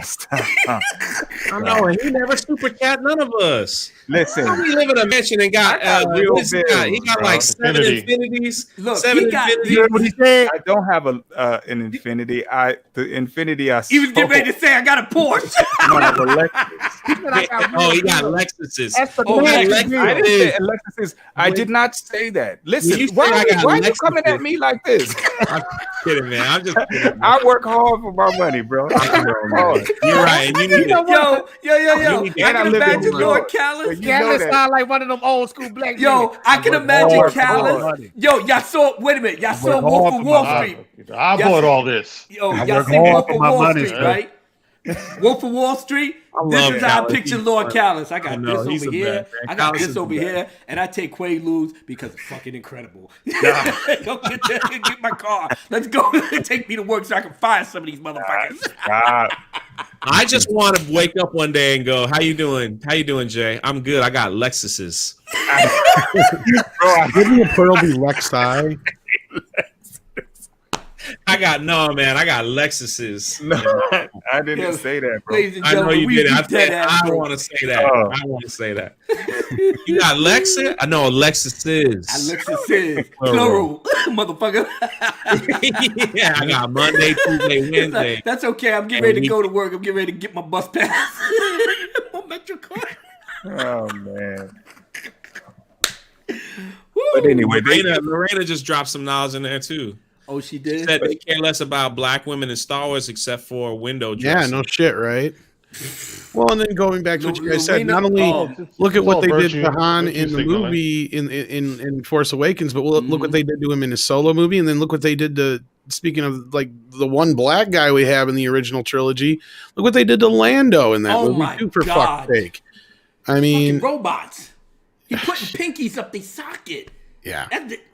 Why do you actually thought that was going to be something good? But like I said, look who they catering to. They into all that and, fluids and all that. I can't. That whole movie was a farce. Droid rights. I said, okay, stop. Just stop the madness. But look where we at now. Favreau actually recognizes that this shit was a shit show from the. Hold on a second. You might say that, but you want to ride with me, though. You want to ride with me. I'm just saying, you want to ride with me. You might want to see my feet on the ground, but you still want to ride with me. You're just sitting there like, you want to get to the restaurant quicker? You might want to start kicking, woman. At least I'm in shape. Oh my goodness, Becky Browan. What they did to Admiral Akbar, I mean, like I said, man, it was like a total hit piece that they was doing with all of our legacy heroes, man. It was a fucking hit piece. Right. And then you actually thought we were supposed to sit up here, take it, and keep giving you our money? What kind of idiots do you think we are? I mean, and I heard similar shit to what Jay was saying earlier too. And I even remember like the earlier script. Like, here was the thing: when Mark Hamill and all those guys signed on, they signed on through Lucasfilm before it was sold. Because he even said in an interview, Mark's like, my original deal was I wanted to be in the run of the trilogy, no cameos. And I can't remember what his other stipulation was, but all that shit got thrown out the window, basically, because he wasn't even barely in the first one at all, except for a cameo. Right. So right there, the two things, So, like, yeah, he was lied to from the start. And like you guys said, he was trying to tell us from the start something wasn't right. Yep. And I hate sticking up for JJ, but I do remember there was a point where, like Jay was saying, he was a big part of the original story, but then KK wanted to take him out. And you even listen to Mark Hamill, he's sitting there thinking like, why am I even here? In so many words, it's like, yeah, they're talking about me, but it's like, it's like. So did R2D C3PO Anthony Daniels in his book. Yes, said, Anthony Daniels also did. Yeah, the whole trilogy. I feel like I'm a set of yard tools or something like. I feel like I'm a lamp on the corner, something like that. He was. I think he said a prop or something like that. But yeah. He just said that. Love you, baby girl. Thank you for hanging out with us and all the super chats that you gave. It was just a pleasure to have you here. Yeah, I gotta go to the bathroom. Hey, no, but that was a good point too, though, right, Jay? Because I remember, they must have made Tony Daniels wait till after Rise of Skywalker came out to drop his book. They did him dirty too. He even came out and said it. They put Anthony back. Daniels. They put me in the back. They just had me say a couple of bullshit lines, and they just kept me in the back. I said, yeah, that's what happened to Legacy. What are you doing? I'm taking a look at my friends that I don't even know. I love Stephen Wayne art. I loved it when he had. I think he did a picture of him, 3PO saying what he said, and just a picture of the original cast. I was like, "Yep, say goodbye to our friends." And then all the hate he got on the internet when Mark Hamill actually used his piece to only talk about missed opportunities. And everybody from their mama to anybody else was ragging on him, saying he's old, he's washed up, why you jealous, and this, that. I'm like, the disrespect of these fucking kids. But like I said, I go to their bios, and most times I see 18, 17, 19. They got him, her, they, it, whatever is floating in my mind at that time in their bios. This is what they catering to, They having erotic fantasies about Rey and Kylo. Shit, even Brian Young having those little fantasies too. That's why he be running around in them teen chats. So yeah. So all of that is just to say everybody got their little fetishes and they was living the highlight. Now here come Luke Skywalker bringing everything back to where it was supposed to be. And now Lucasfilm finally knows. They may not ever admit it, but they know we fucked up. We fucked up big time. This thing with Pablo, though, I can only say that they either got to deep six him or they're going to have to put him in such a big hole that he will never he can't come out of it. Because his whole thing is shot on Twitter. He got his little burner account. And shout out to all the Twitter heads out there that's, doing the investigating. You know that your boy Pablo got the Quint Martin, backup burner account. So you see anybody doing this thing with Quint Martin, that's Pablo in disguise. Don't let him fool you, Just like Jason Ward when he tried to do that bullshit when he had his own burner account running around here doing his thing. Yeah, don't put it past them that they make their burner accounts to parade review on the internet just so they can see what us YouTubers is up to. And since they do hate us, Tom, what do you think? I guess they want to go to war with the YouTubers, but you can't kill freedom of speech as of yet, Well, I think what Jay told us really shows their cards. They know they fucked up this time.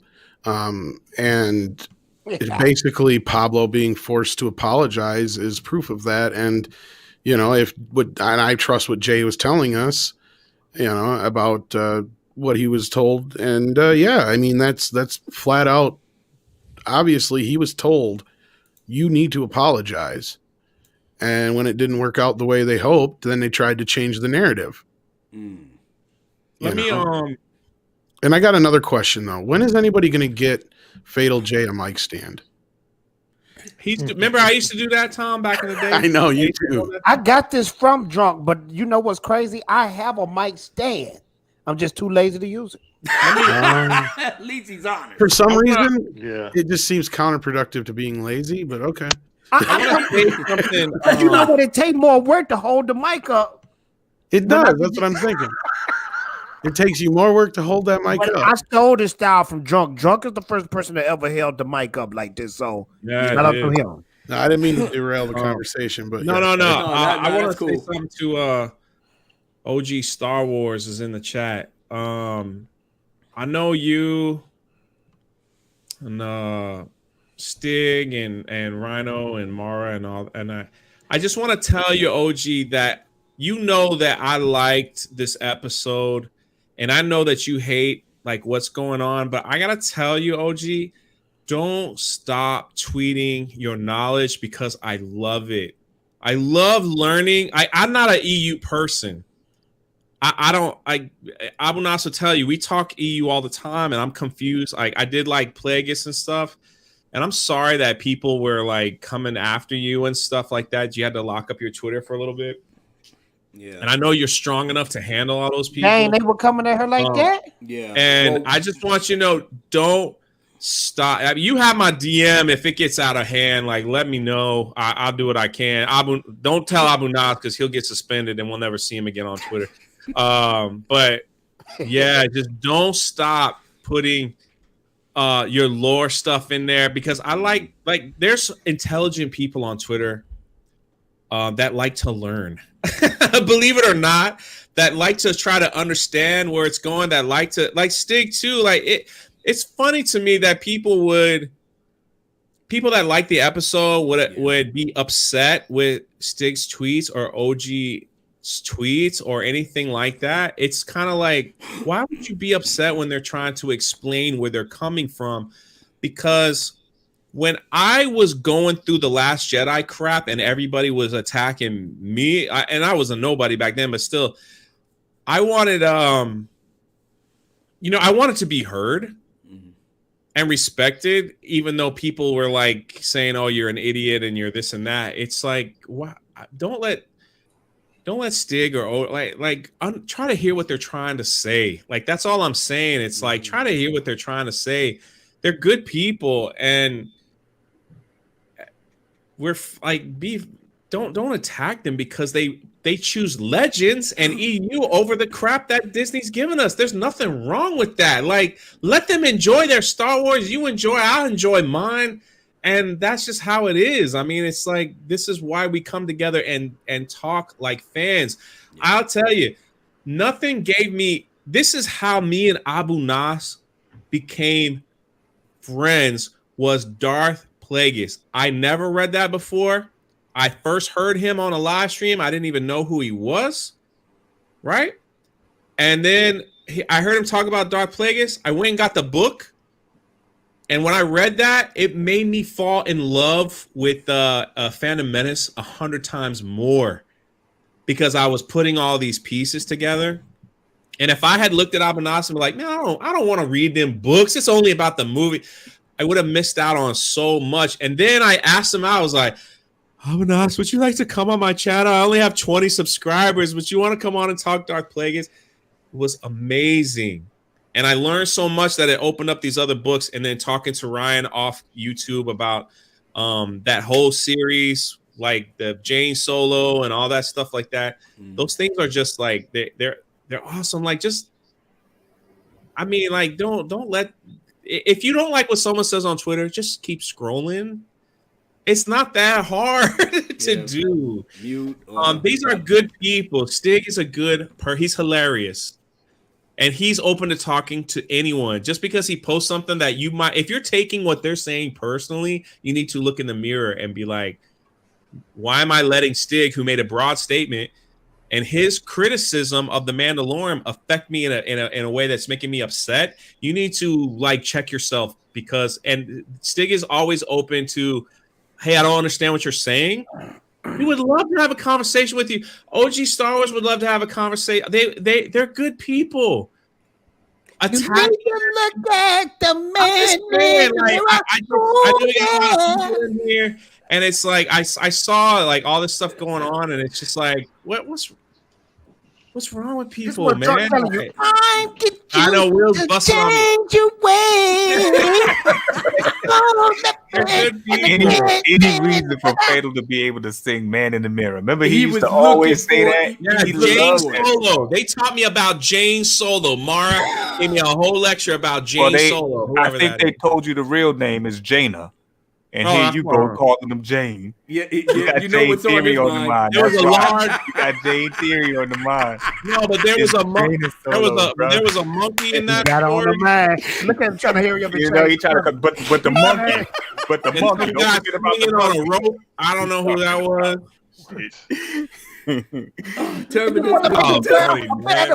You better look at yourself and make that change. You know what? You might as well just put on the outfit, Jay. Terminus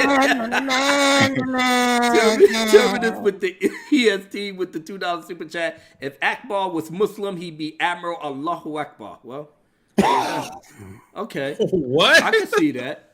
Because the name Akbar, that's like with, right. Yeah. I'm just saying, like, Mara, I love them, man. Like, they're all good people. Yeah, Mara, Jane, them, OG, Stig. Now they do come up hard. I don't have to agree with them for me to love them and call them if they need something. I don't like what, Mr. J. Don't you understand how this works? Like, that's friendship. My goodness, it is. Get out your echo box. I'm eating turkey. I'm a little sleepy. Yeah. Oh, what you eating a turkey sandwich, bro? Hook your boy up. $5 super chat. I'm tipsy. Have some more support, Mr. J. Thank you so much, brother. Like I said, I love everybody in my immediate circle. You know, OG, Stig. I absolutely love my VP to death. OG. In memory of OG for being one of the best. La la la la la. La la la la la. We ain't got the full crew here. Tom knows how to do it. La la la la. Come on, All right, I'll own up to that. I'm getting ready to highlight it right now. So, he gonna be like this. Oh, where the super chats go?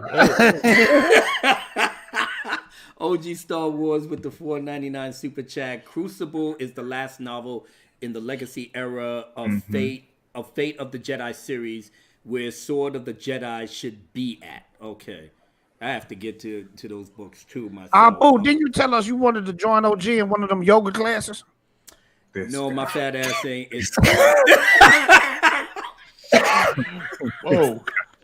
Drunk almost choked on the step. You almost made our brother choke. What? I got it. Are you all right, brother? I caught him out cold. Can you see Abu Nas being like, there's a vision. No, I don't want to see. I do not want to see Abu Nas down with dog. But you know what? I bet OG could make him though. If he was in the yoga class with him, I don't bend the want back. to see that shit. Bend your back further. She would be a hard teacher for me, though. You ever see what is the name of that shit? Abu Nas will come back to the next yard. Watch what I can do. Put his foot all over. Abu Nas would be trying to be from couples retreat. Oh yeah. Boom. Give her your karma. I hate Give her your karma.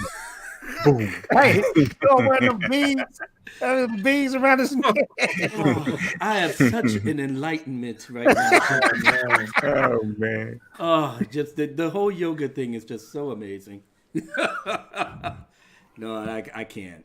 If you had an Instagram, Abu Nas, OG be posting videos of her doing yoga. I don't know how. Her foot be over here. Her other foot's over here. And then she like levitating off the ground. And she... I get sweaty just watching it. And I'm like, I can't even think about that. I can't. I'm getting ready to cry Flexible. right now. Really, I'm literally getting ready to cry. God Almighty, we're gonna take a quick commercial break. Commercial break, I love it. Yeah, I gotta jam up a little bit. We'll be right back. All right. Are you sure your girlfriend's out of town? She had a photo shoot this weekend. Forgot my phone. If it's not what it looks like, I can explain. The only thing you need to explain is how the three of us are gonna fit on that couch. Huh?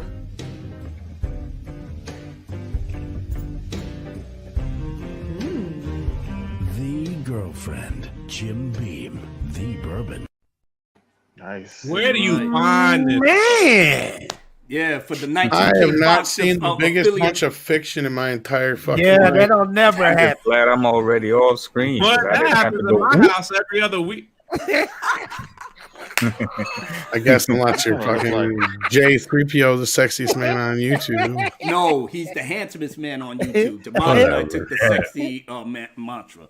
I apologize. Shout out to Jamal. How are we gonna fit on that couch? How are we all gonna fit on this couch? She said, and the other girl said, yeah, my boy hit that evil grit smile.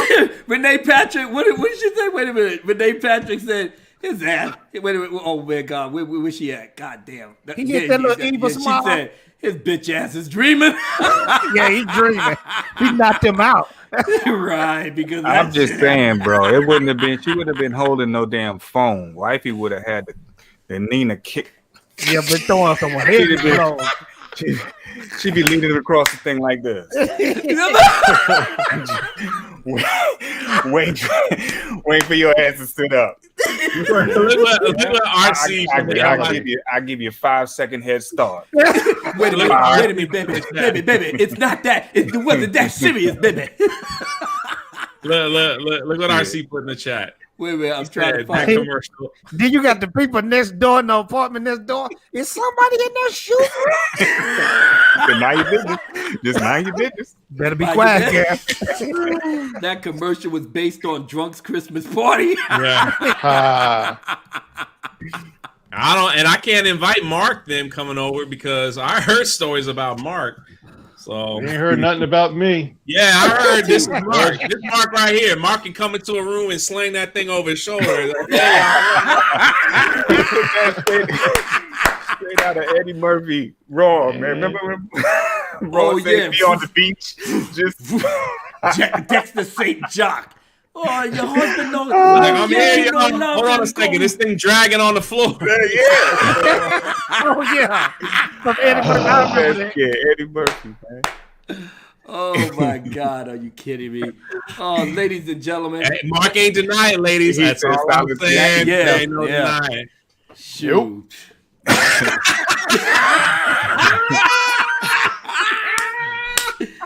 Fuck this.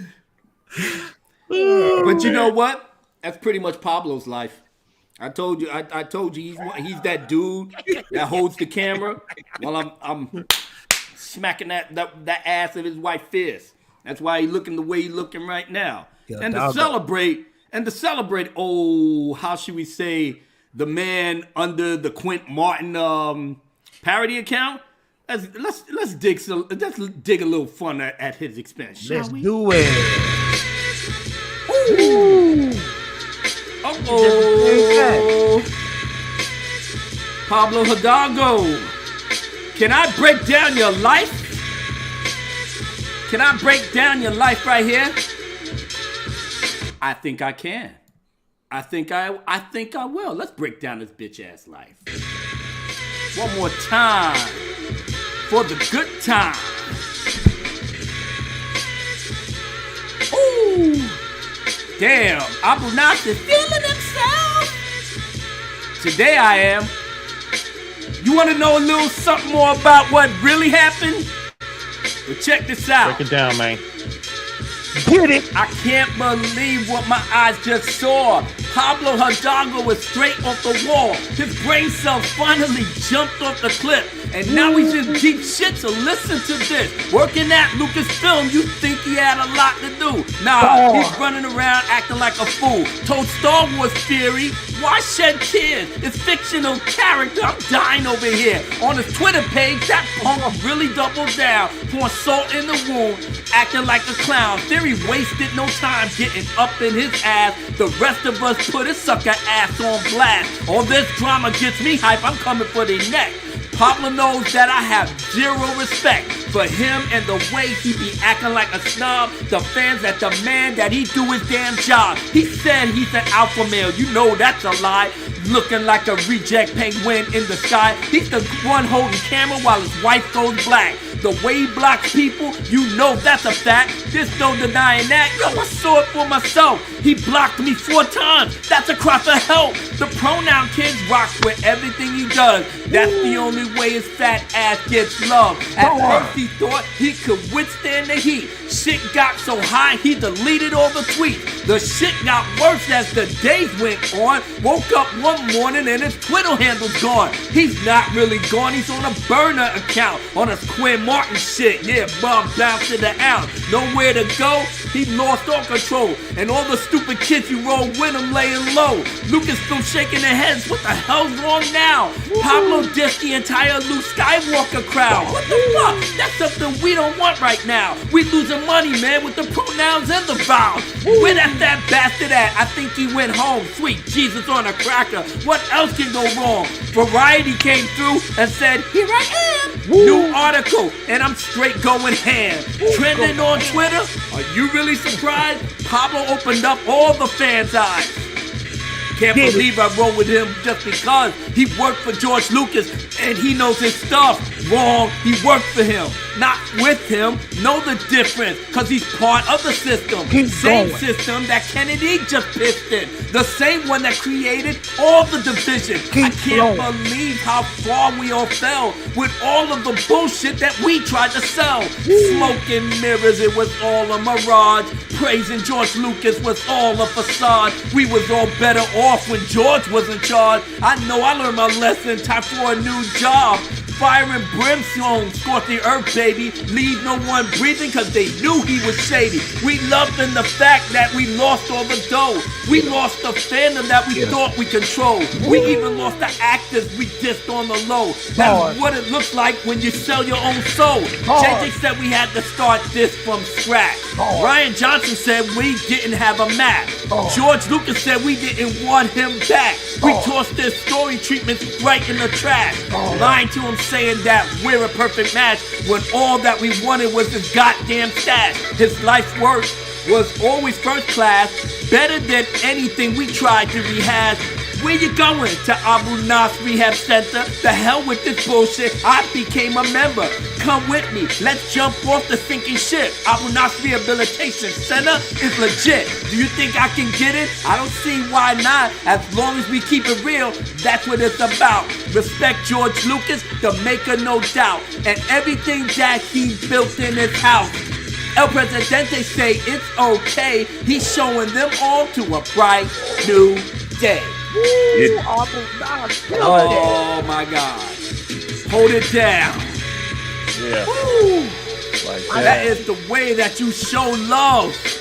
I don't think they understood. To the real fans that was here from the beginning.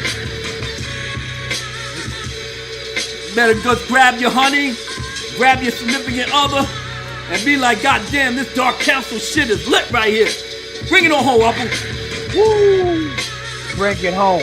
Yeah, man. This is the good shit right here, man. Bring it celebrating Pablo's demise. He's out of here. They're gonna put him in a hidey hole somewhere. You know? They're gonna probably just do inventory. You know? He could probably lose some weight doing that too.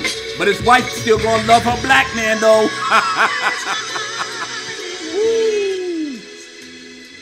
Sir? Yeah. You crushed that. Yes, sir. All right, so hold on. Stig said Pablo Hidalgo tried out for Jabba the Hutt, but he couldn't lose enough weight to. I was dying. Hey, real quick, does everyone want to see? I was hanging out with Jane Theory today. Anybody want to see a picture of her? Here's a big face reveal. Oh, he ain't Jane. doing nothing. Oh, here you go. Jane Theory, y'all in the chat. Y'all ready? There it is. Jane Theory.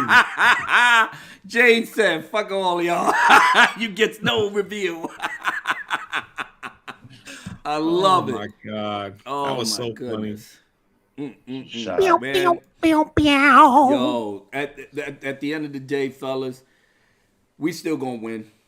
We gonna win in the court of public opinion. You know, I'm not holding my breath for the Mandalorian season 3. I mean, for me, the Mandalorian season as a whole was, you know, you got one good, trash, one Tom, good, you like trash. You know, Tom, you like Mandalorian season 2? Not as much as the first season. yeah. See, Tom, I knew you were gonna get that because you're a hard critic. Well, it feels a lot. I felt a lot of the setup shit. Tom, I'm glad you're here. How about you let him finish what you asked him? You asked him a question, and then you cut him off every second word. And thank you for that. But listen, I've been waiting to tell Tom this for a long time because I don't usually talk to Tom. Tom, Back to the Future 3 is better than all of them, bro. Oh shit! Then it wasn't even about the Mandalorian, bro. Tom. I don't know about better, but it's definitely a great trilogy. Tom, go back and watch Back to the Future 3. Awesome. It's better than the last 2, bro. You know what? I just want to get inside Fatal's brain because his brain seriously move at like a million miles a minute. It do, bro. I think I got it. That's Sam's cola, boy. Alex, this side is chicken. This side is always about chicken. Why I gotta be chicken, bro? Don't you always be chicken on one? Why I gotta be chicken, brother? Huh? Listen, the other side watermelon, huh? Huh? No, I'll tell you what Jay's brain works like. It's like, man, Luke Skywalker's awesome as shit. I can't wait for the Snyder cut. I could really use something to eat right now. Hey, I'm wondering if I got a shit streak in my underwear. That's how quickly he changed the toilet, man. It's crazy. Did I leave the toilet? I got ADD. I think I got ADD. You got AAADDD, bro. Yo, shit still just love be you, on. brother. You read Drunk 3PO out of the damn thing. Shit, do I have milk?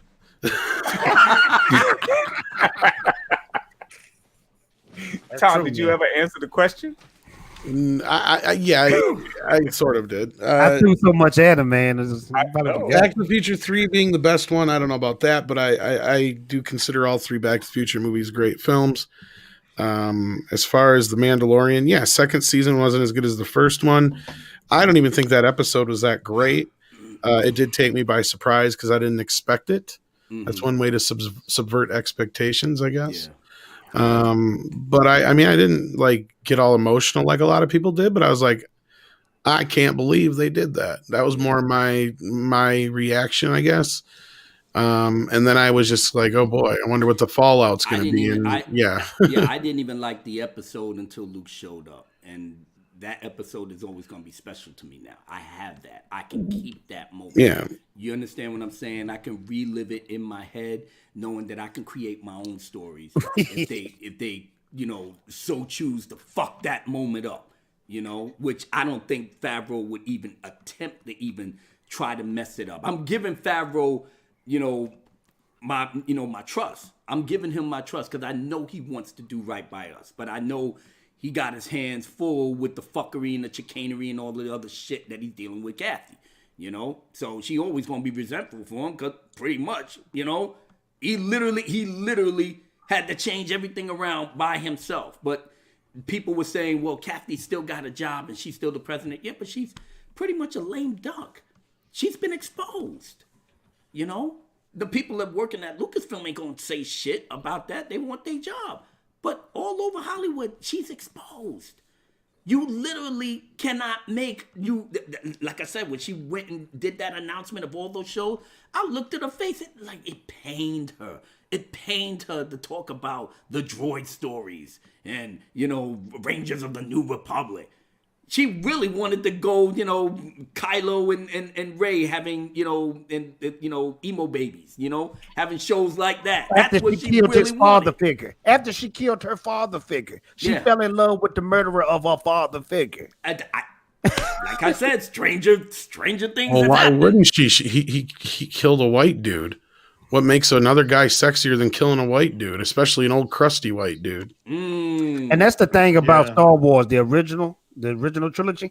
Wasn't nobody thinking about white, black, or whatever. That's true. No, you just saw dope characters. I mean, there was a bit of a fuss after the first film that Lucas just didn't really think about it, and that was that there wasn't any people outside of white people in the original Star Wars. And nobody did.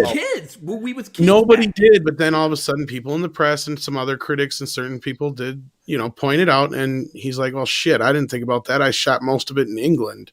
Mm-hmm. It was like, I gave him a pass because, I said, I was a kid. It wasn't about color. It wasn't about anything.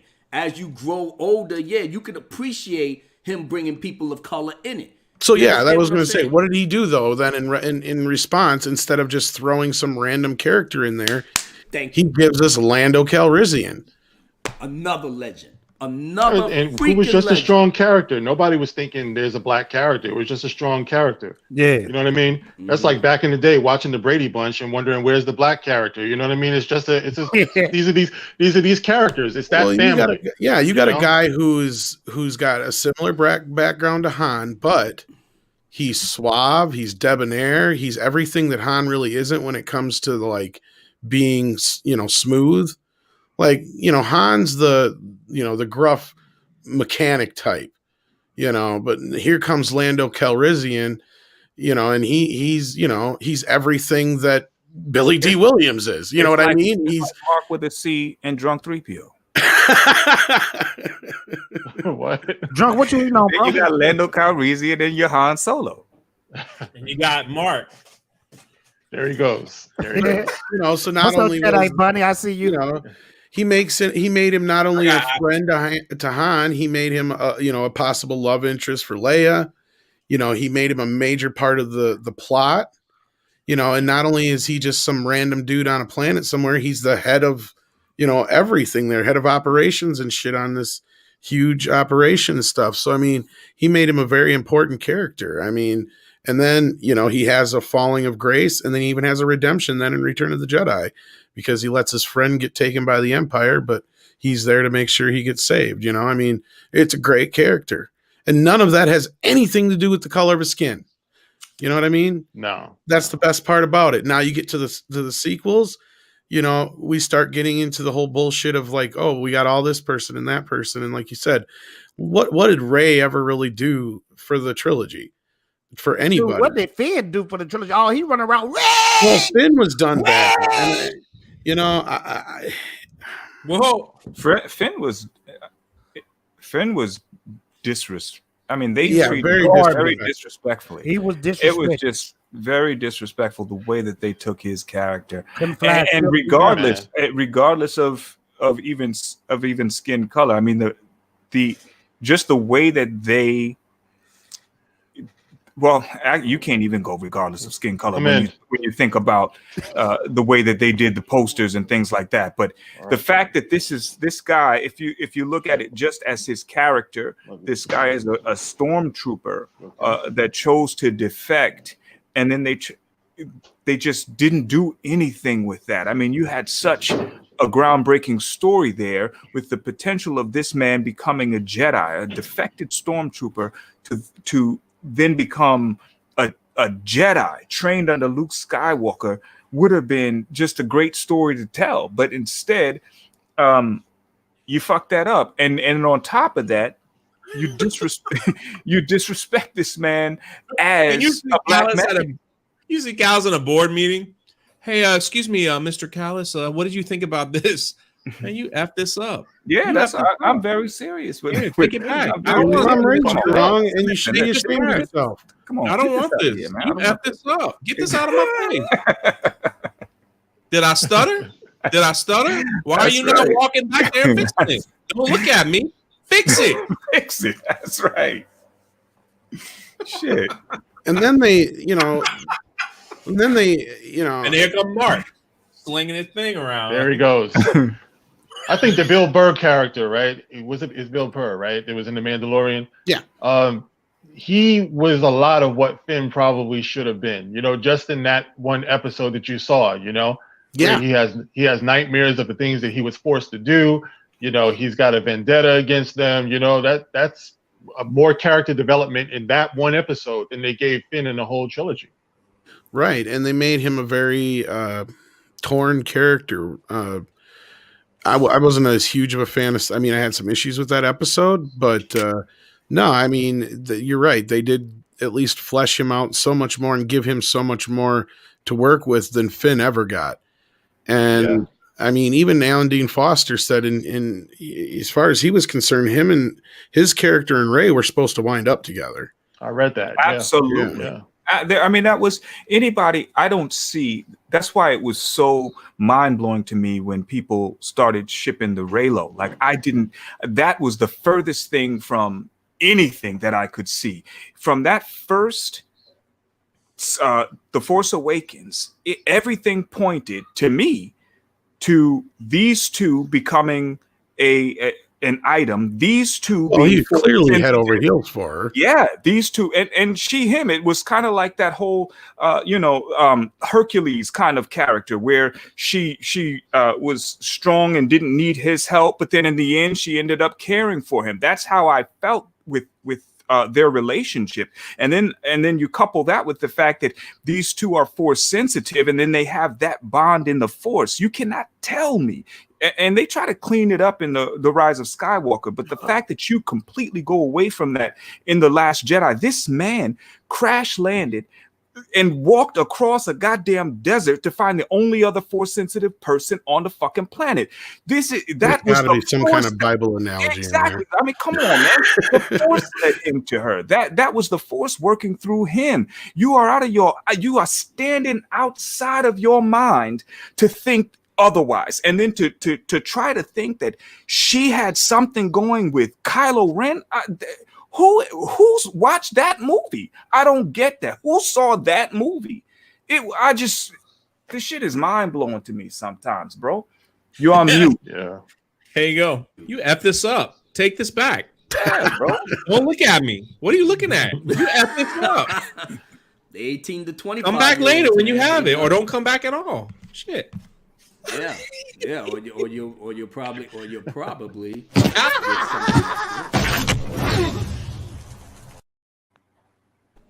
Tier Mama with the $5 super chat. It's like Finn was going to be the quarterback, and then they had him picking up sweaty. Yeah, he was the water boy. And mopping floors. Not either. I mean, then you add the comics in it, and it shits on him that much more. Him mopping floors. He was a custodian, right? Yeah. They had him with a mop, bro. They had him with a mop. I thought you were with a mop.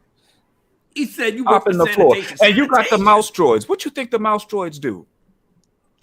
And you got this man sitting here holding a goddamn mop. And you want to talk about how you're going to do what you're going to do for the image of black people in your movies. I'm supposed to hand that to my son. Finn was his favorite character in The Force Awakens. Yeah. Now they got him holding a mop in a comic book.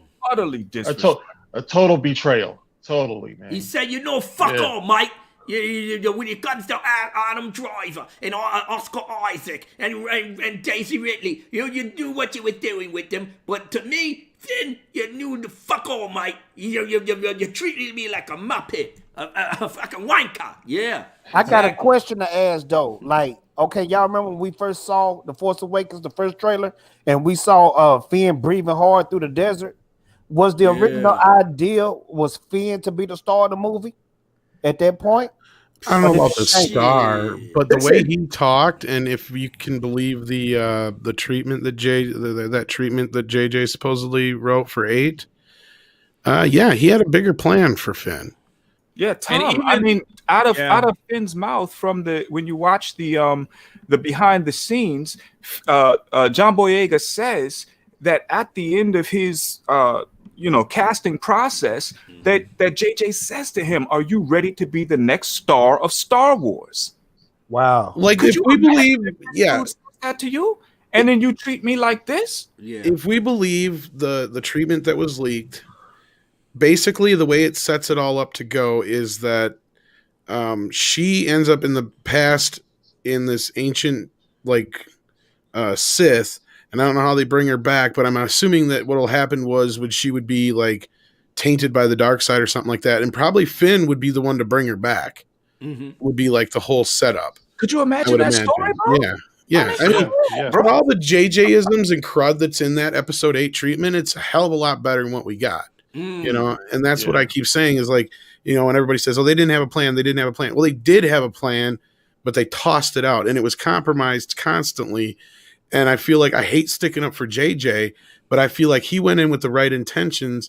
And like Jay was saying, Drunk 3PO was saying, KK took over. Yeah. And as soon as The Force Awakens was a hit, because that had all her little notes and things to do as far as making Rey the bestest ever, and that movie made $2 billion. Bob's just like, shit, you know what you're doing. You know what I always say, he's right about that. Yeah. They made that $2 billion off of 3 people. Mark Hamill. That's right. Oh, absolutely. Ford, Carrie Fisher. That was the only reason everybody and their mama flocked to that theater. You know why they made that much money? Different. They made that much money because you had a trailer where all of a sudden you heard, "Meow, Chewie, we're home." People had tears even then. I was even getting a little emotional behind it. Was I was all at work about when I saw the expectation, bro. Like what you, especially, and I don't mean to take anything from anyone else, but especially if you had been somebody who dived into the comics and dived into the novelizations, the prospect of what they had on the table was just like, it was mouthwatering. And you're thinking, okay, we're going ahead 30 years here. We knew what time period that put us in. So the expectation was just, it was just 10 out of 10, and then the delivery was subpar at the very least. And as far as Steve, no, JJ, as far as we know anyway, again, I can't confirm this, but we do know there was the whole thing with what's his face from Doctor Who. I can't remember the actor's name, but he was hired and then he was cut from the movie. He was the original bad guy. But Bob Iger said, nobody's going to know who that is. We need somebody everybody knows. So it was Bob Iger who said, we'll bring back Palpatine. Ridiculous. That's the thing, though. They it's people that's running the show, and they were supposed to have the son in the other originally, and it was Mark or Mike or something. His name, I can't think of the actor's name now. The people who don't care. Matt Smith or whatever it was. Smith, yeah. The people who making the decisions, they don't care or have love for Star Wars. Don't even have the knowledge. They don't have the knowledge. Because you basically reverse the entire importance of all 6 films, bringing Palpatine in. Or and they it just do seems something like it just stupid. falls on deaf ears. They do something stupid like like Jyn Erso. Wasn't Jyn Erso originally another character in the EU? Yeah. Yeah, they ripped her off. The pretty much most of the story, the arcs and everything from the EU. What's the point in doing that when you can just use what you have? Right. That's why Marvel use that as the basis or make it that Rogue One. That's I mean, but what I ain't going front. MCU do. Since they trying to be the MCU so much, the MCU actually take characters from the comic books and put them in the movies. They don't change them. But the comic books is a little bit different from the Lucas era EU that basically has one centered timeline that they was following. You exactly right, but this is what I'm saying, bro. Let's because MCU got 1,000 times slammed. You right, but what I'm saying is they take that character. They take a probably a B-level character and put them in the movie and keep the lore, the original lore of that character, and put it in light. Why do you have to change that character? You got to think that. Remember, when it came to Star Wars, you had the original 3 and then the prequels that came after. So it wasn't like an MCU where they had so many movies. So it tended to be that we had the original trilogy, and then we had novelizations and comics that followed and filled in gaps, right? And then we had the prequels with a continuation of novels and comics, games, video games even, right? But that filled in those gaps. Even I didn't mean to cut you off. They still, I'm piggybacking what you're saying, but they still at least adhered to whatever they was putting out. They made sure it was going to follow or not encroach upon anything else that was there. Yeah, These people was on point, and Lucas signs off on all this shit. Yeah, the EU, right? The EU, wasn't it very family heavy? It was very family based, wasn't it? The thing about the EU was it was so vast. I mean, you had so many stories. Like I haven't read every story in the EU. Mine was very centered towards Jedi and Sith. When it came to the stories of like Rogue Squadron and stuff, that was second to me. That came secondary. I wasn't really concerned about all of the bounty hunter stories and the rebel stories. I wasn't so concerned about that. I focused more my library on the Jedi and the Sith, and then I branched out when there was nothing to go, or then I went backwards. And originally, I also wasn't too into comics because comics were kind of goofy to me. I didn't like that they were comical. I liked my sci-fi fantasy to be very, straight edged. And then as I got older, then I got into the comics. Then I appreciated it for what it was. But when I was younger, I didn't. Funny, even when you concentrate on the Jedi and the Sith, it's so beautiful just how the EU was just so vast. Yeah, there's so many they give you bits of flavor that because certain people are into the bounty hunter thing. We got a whole fan base for the Rogue Squadron thing. I've seen it on some of the message boards I used to go into it. I was like, damn, they was doing fan fiction. And this is one of the best things about Lucasfilm when it comes to George Lucas allowing you to play in his sandbox and have a ball. Create your own characters based off of either the novels that was either set up, and you can put other minor characters in there and make them your own. Yeah. These were people that was writing fan fiction. I was trying so hard. This was like early 2000s. I'm at work just reading some of this shit, and I'm like, wow, this is regular Joes. Getting so creative behind Star Wars with this, man. It's glorious.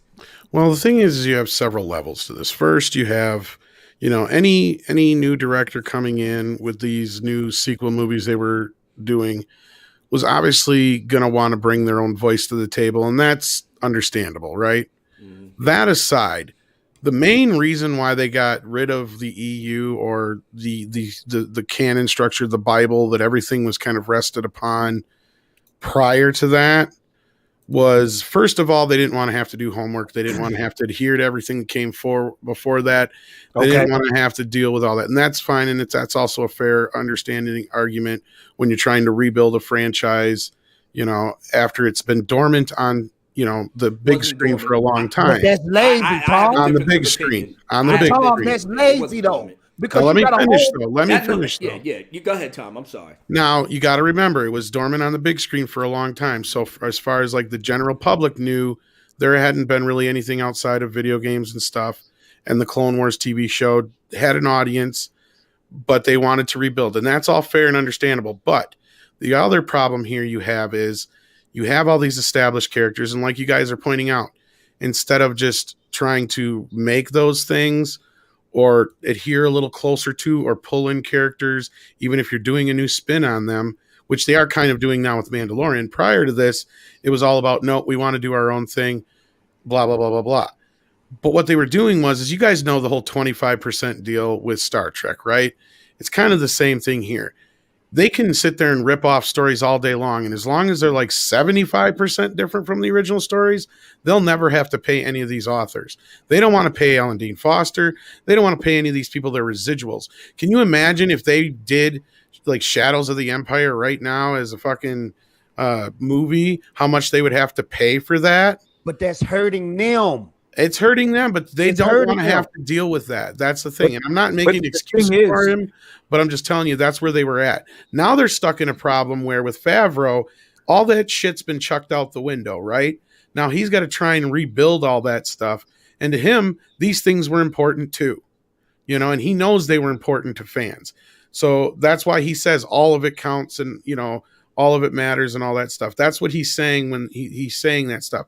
So I really do feel like he's trying hard to bring a lot of that stuff back in. The problem you have now is it's all been tossed out, and now you're left kind of rebuilding the pieces. But I think I see what you're saying, Tom, but it seems more like it was, rather than them just wanting to not pay those authors, it was about being able to, and I don't want to go as far as to say manipulate, but find certain authors that would fit the agenda that they wanted to narrate, because they were wise enough to go back and grab Timothy Zahn to recreate or rewrite the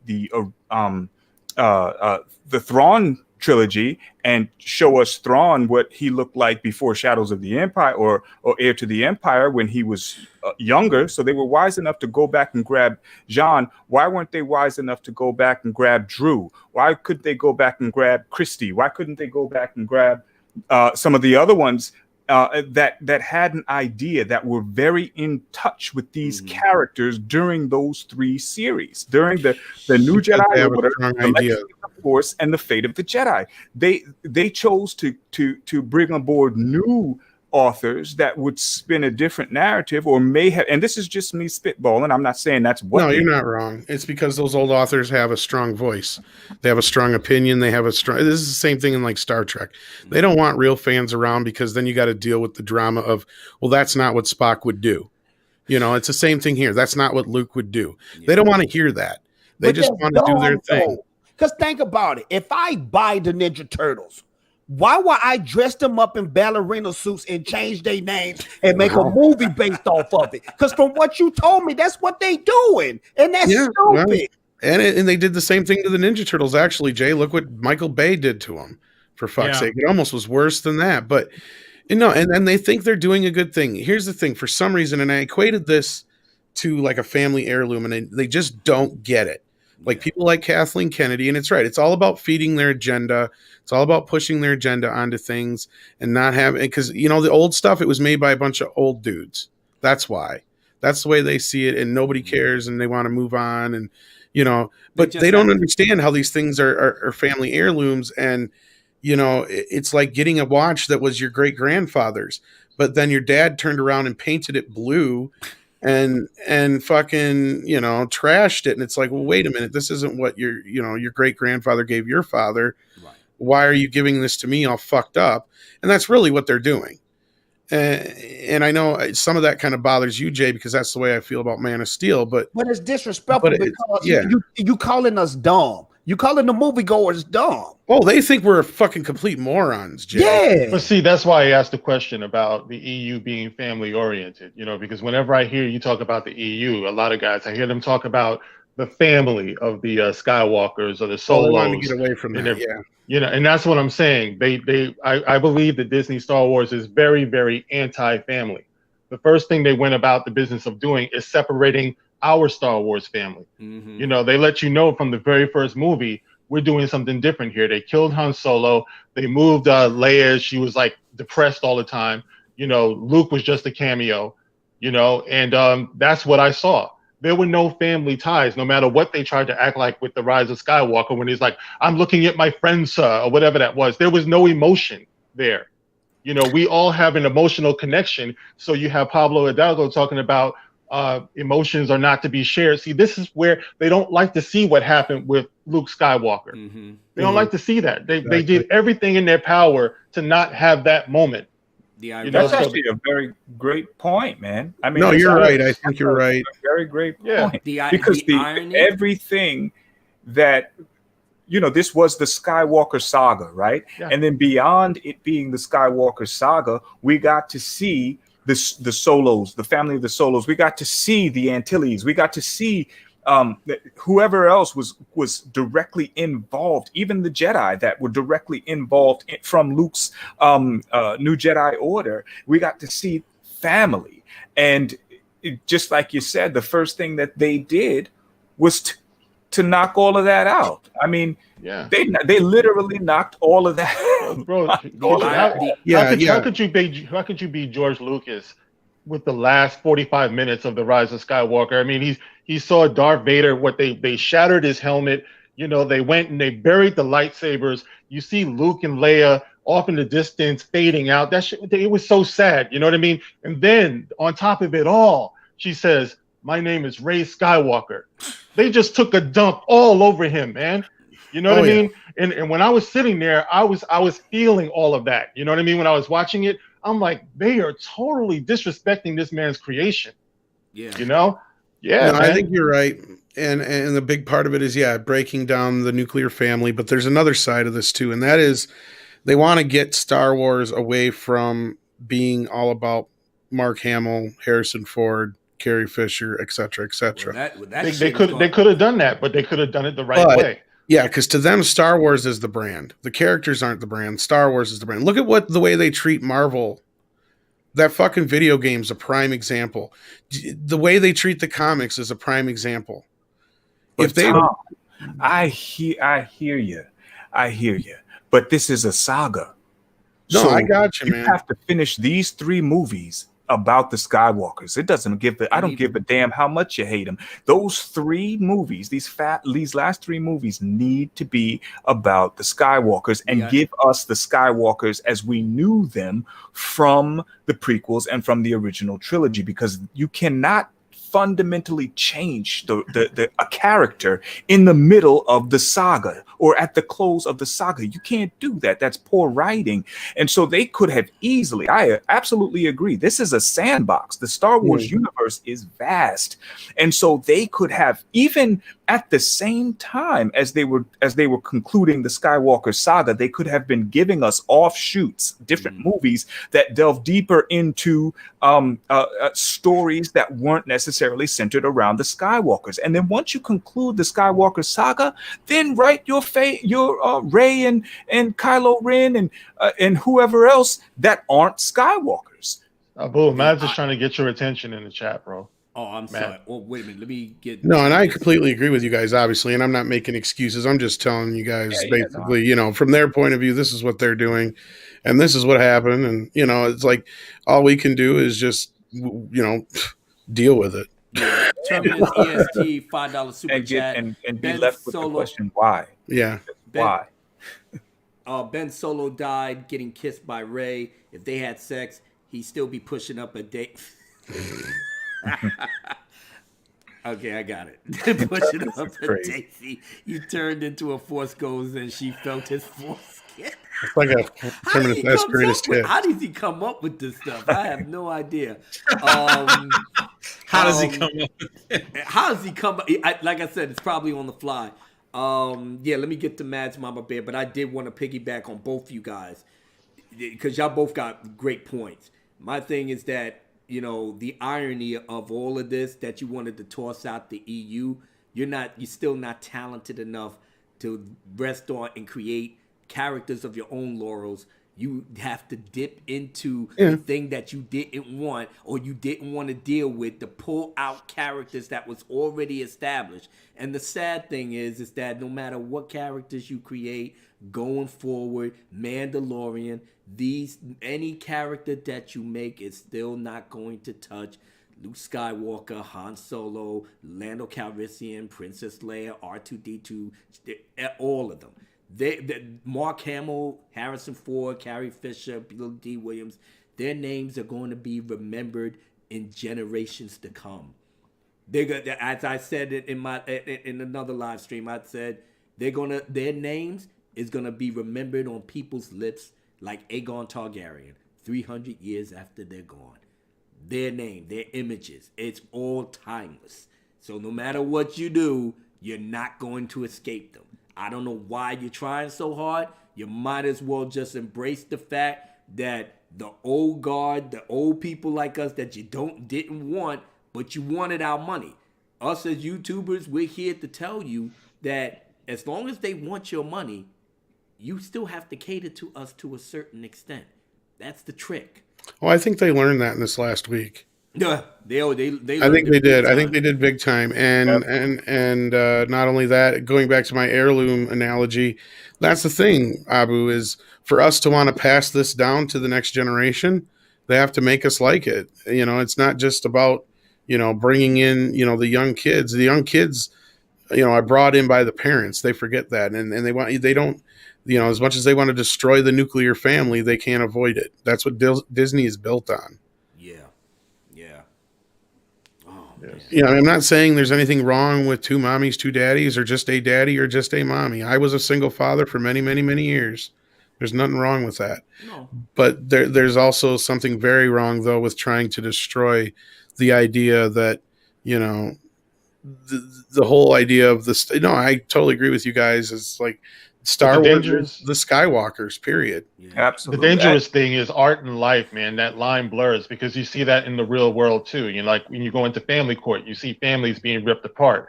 You know, you went through that. I'm sure I went through it.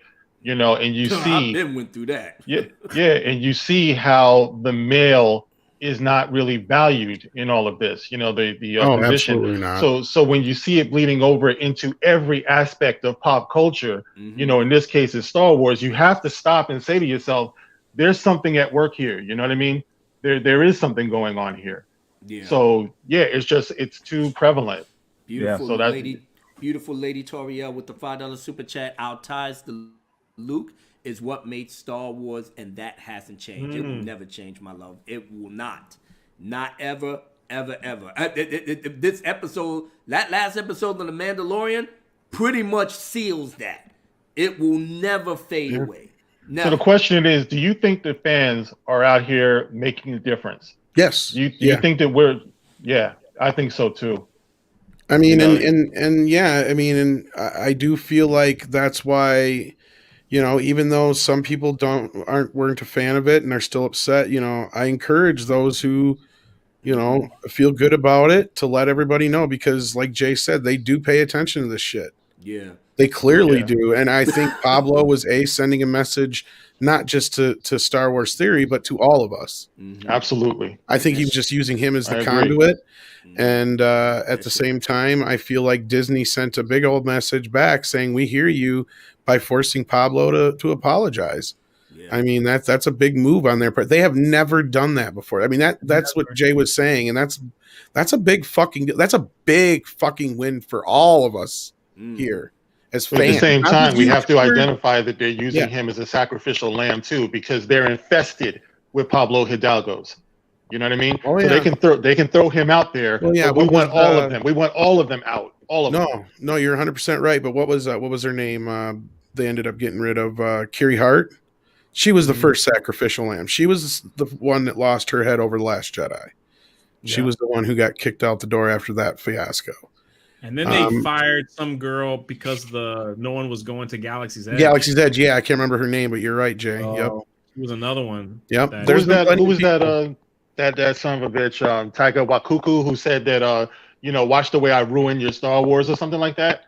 You know, this is Takiki or I think he's just being facetious and I don't care. We don't it's need not that it's enough. not good for we don't him. need that right now. You're right. You're totally right. It's not necessary. Really, it isn't. Yeah, he shouldn't feel safe to be able to say something like that after all we've been through as a fandom. No, I agree. You know what I mean? And at the end of the day, they're a publicly traded company. They shouldn't feel safe to say that shit just on those grounds. I mean, come on, bro. You messed up the dollars. That makes sense. Come on, bro. Yeah, Will Gentry said I could sum up their problem in one word: impatience. If they had the patience to complete the Skywalker saga properly and then gone into the new stories with new characters, they would have made money. Yeah. Brian Payne with the $5 super chat. Question for the council: what do you guys think, from both a business and political perspective, is keeping Disney from decanonizing the ST? That's a good question. Pride is one. Pride. I don't think KK's still there. I think the best that we will ever be able to hope for is that they will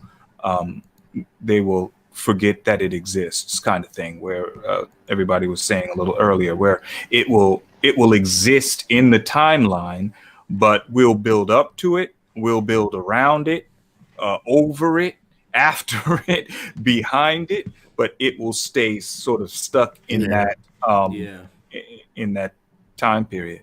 But I don't think. Say too real quick. I'm sorry. I just want to address. Speak your mind, brother. Mads, I just sent you something. All right. Raina just said there's women who get screwed over in family court too, and I agree with you. They got screwed over when they lost their men. All right. So when the family got broke up, that's not good for anybody. See, I don't differentiate that way. I just say that we're all in this together, and that's what Disney Star Wars is standing against. That's what family court is standing against. That's what our pop culture is standing against. We don't do the, men versus women thing. We're supposed to work together, and that's usually where I'm coming from when I say that. I'm not saying that women don't get screwed over. When I went through the divorce and everything, I didn't see my ex make out too well, and, we both kind of saw that we had to do something outside of that for the good of our son, because what they do in that cold courtroom is not in the best interest of the community at all. So, I just wanted to clarify that. I'm not saying that women don't get screwed over. I think we all get screwed over. I know I get screwed over royally. Yeah. We also got to remember one thing as far as Star Wars goes, and as far as Kathleen Kennedy is concerned. She is single-handedly the most powerful woman in Hollywood. Complete idiot. She may be, but she has rode her coattails to the top. And there is nobody higher than her when it comes to the female persuasion in Hollywood. And we got to remember that. And it's the same thing with the whole Snyder Cut business. Like we said before, until there is a change of regime, we weren't going to see that. There was that with AT&T buying, Warner Brothers. There was a change of who was in charge. Mm-hmm. So until Kathleen Kennedy's out the door, until Bob Iger's gone, they're just going to dance around it probably. Then, though, maybe once all those people are out the window and long gone, there's a chance they could, somehow find a way to officially delete that. But until that happens, I don't see it happening. Yeah, because they're not getting rid of Justice League just because. I mean, it's even on HBO Max. But once Zack Snyder's Justice League comes out, that shit is going to be it's not even going to exist.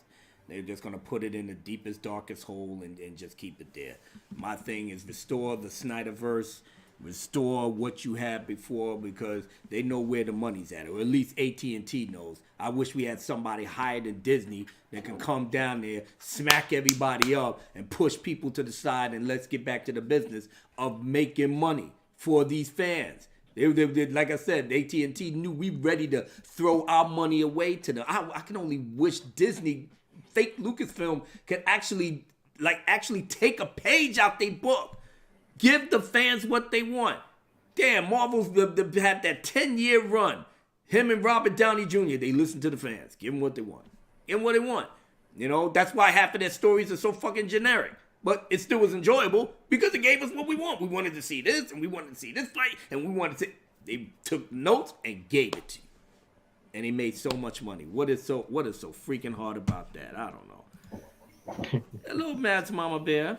Hello, my darling. Hey, Matt.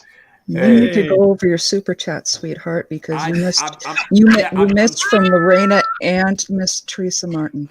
Okay. Ladies, do not kill me. There you go. Really? Yes, putting people on blast on. I gotta keep you boys in check. Yes. I like I said, oh gosh. Hey, You don't did that to me. I've done it to somebody else too. Okay, I'm trying to get it together. Because I do it because I love you guys. Okay, I'm trying to get it together. Thank you so much. Why am I not seeing anything? Oh, jeez. Okay, I'm in trouble. One of y'all might Tom, teach them how to find the super chat back room. I was in the super chat back rooms and I still couldn't see it. Tom, I want to thank you so much for that script you emailed me a while back. I don't know what you're talking about. Oh, sorry. No, I'm my just bad. kidding. Yeah, Hey, no. Mads. I'm about to say I can't put that on blast, huh? Well, I just wouldn't talk too much about it because Warner Brothers might shut you down.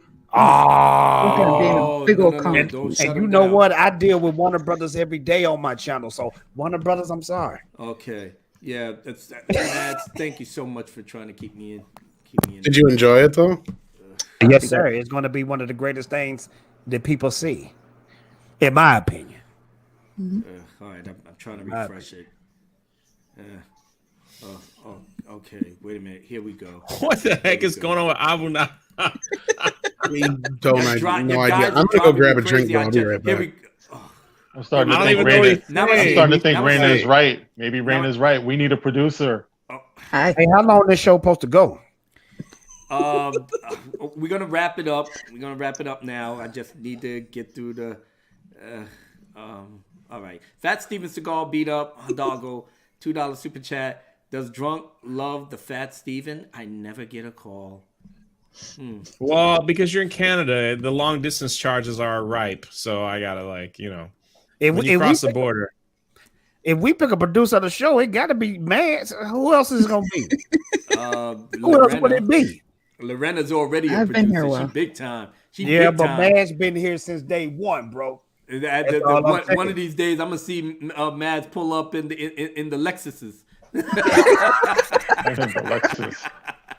Andy from the UK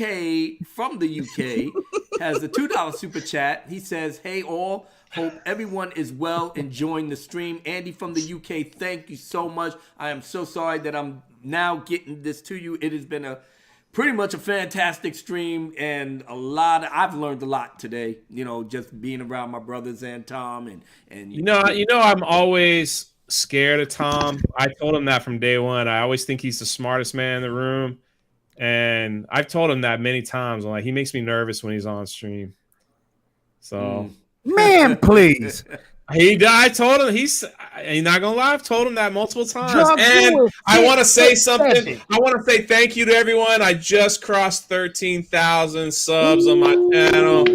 So happy! Brother. What a milestone for me. Great milestone. Congratulations. Thank you.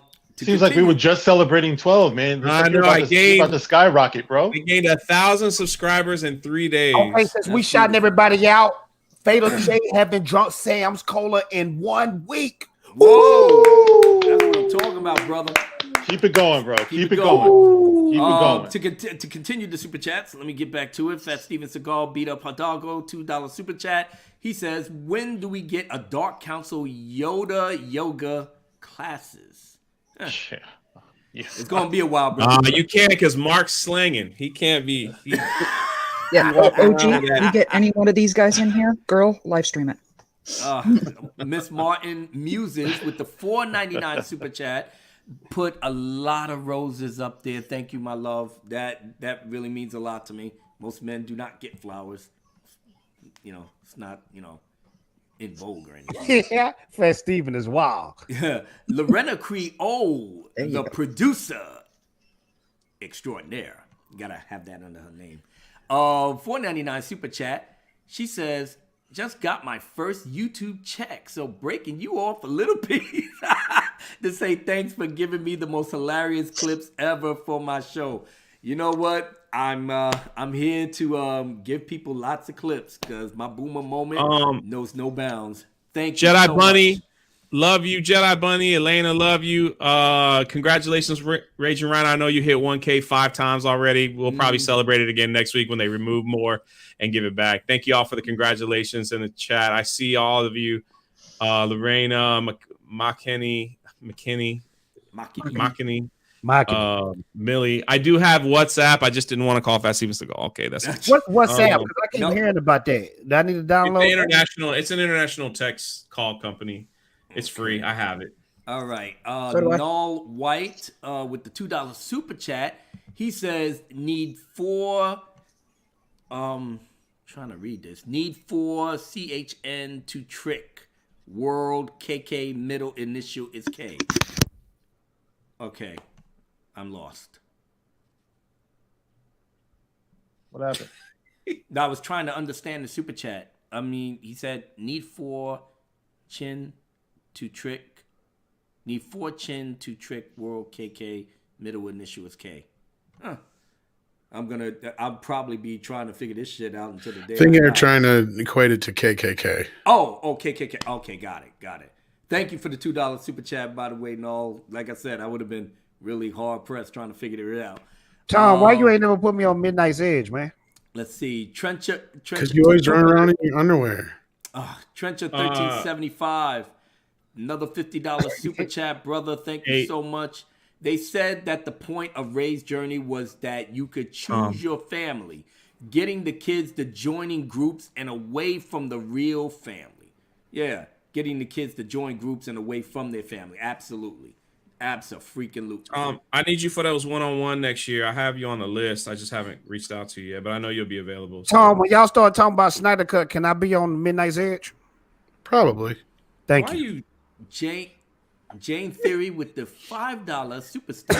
And it's another super sticker with a fox. I'm assuming that's what it is. It's almost like it's fighting.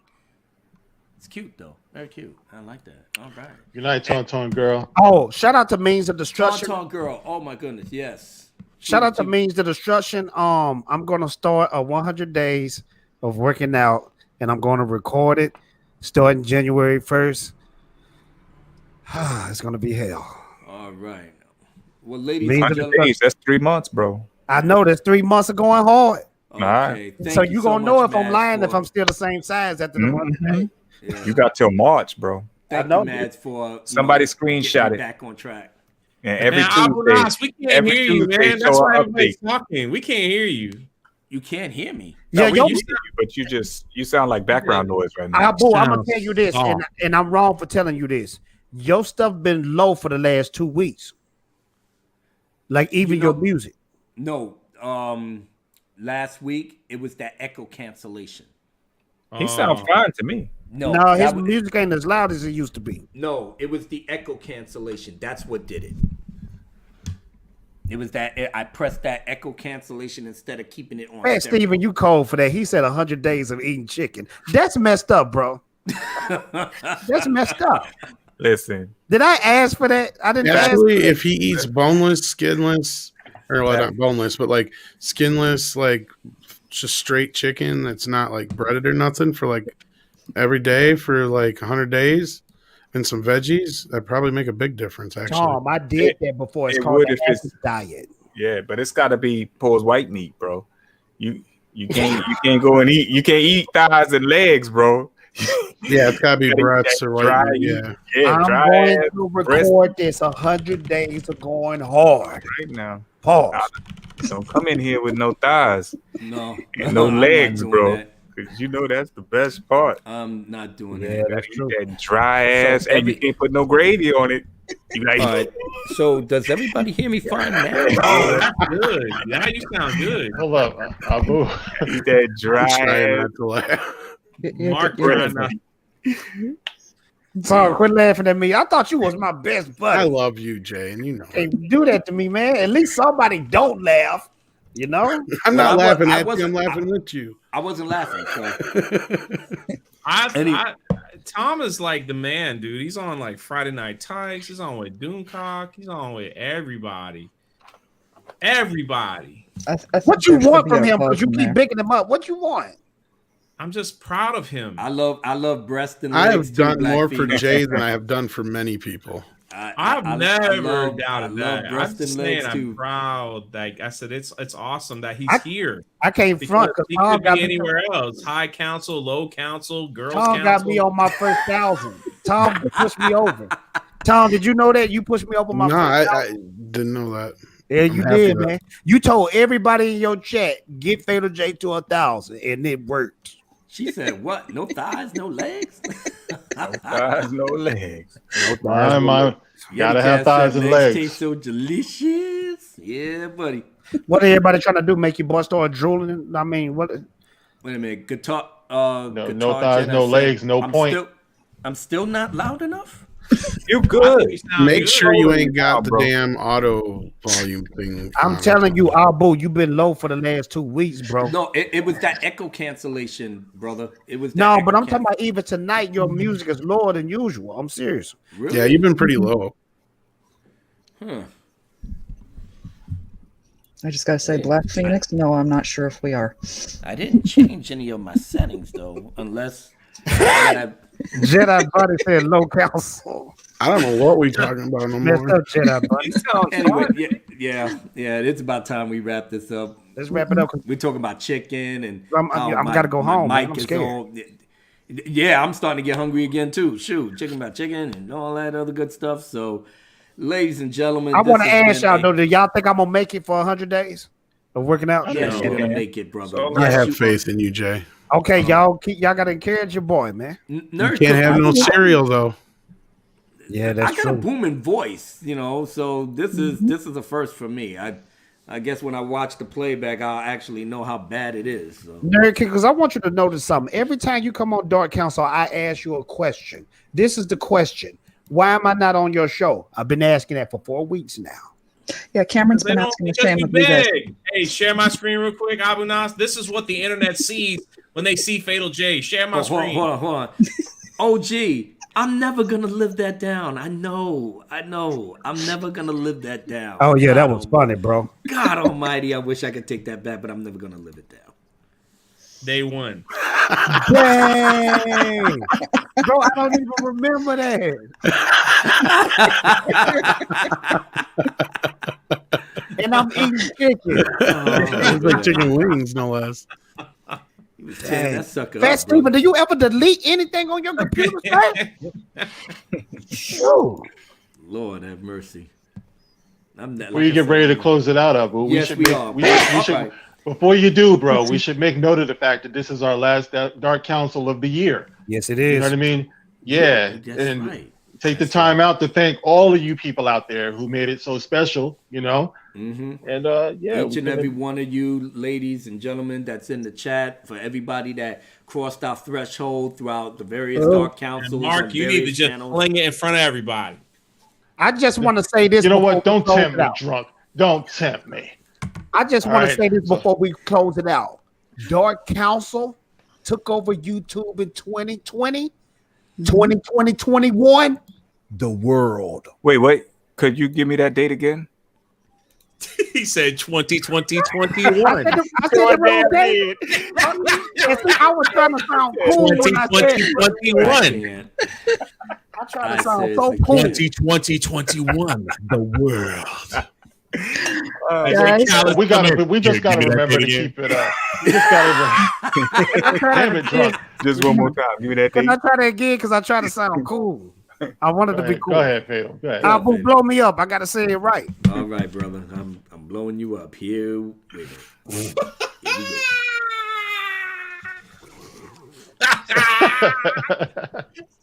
Give me that Sam's. Give me that Sam's. Give me that Sam's. Oh, look. Give me that Sam's. Give me that Sam's. Give me that Sam's.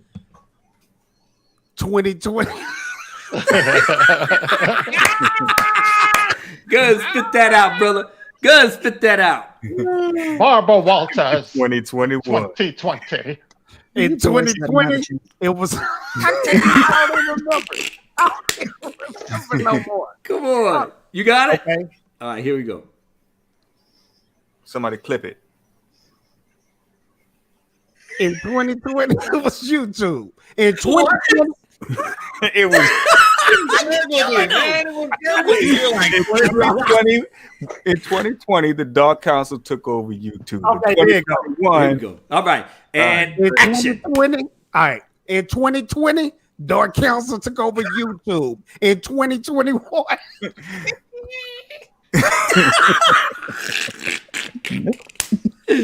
Holy shit. In 2021, the world. Damn right. Damn right. And every week that we came back together, guys. Oh, I'm sorry, Matt. Where am I, love? You missed a super sticker from Black Phoenix. Oh shit. It's okay. It's not that far back. Okay, going back. Well, we gotta make up just make it a point to always come back together. You know what I mean? Because it was rough. It was rough this year for a lot of people. Yeah, it was.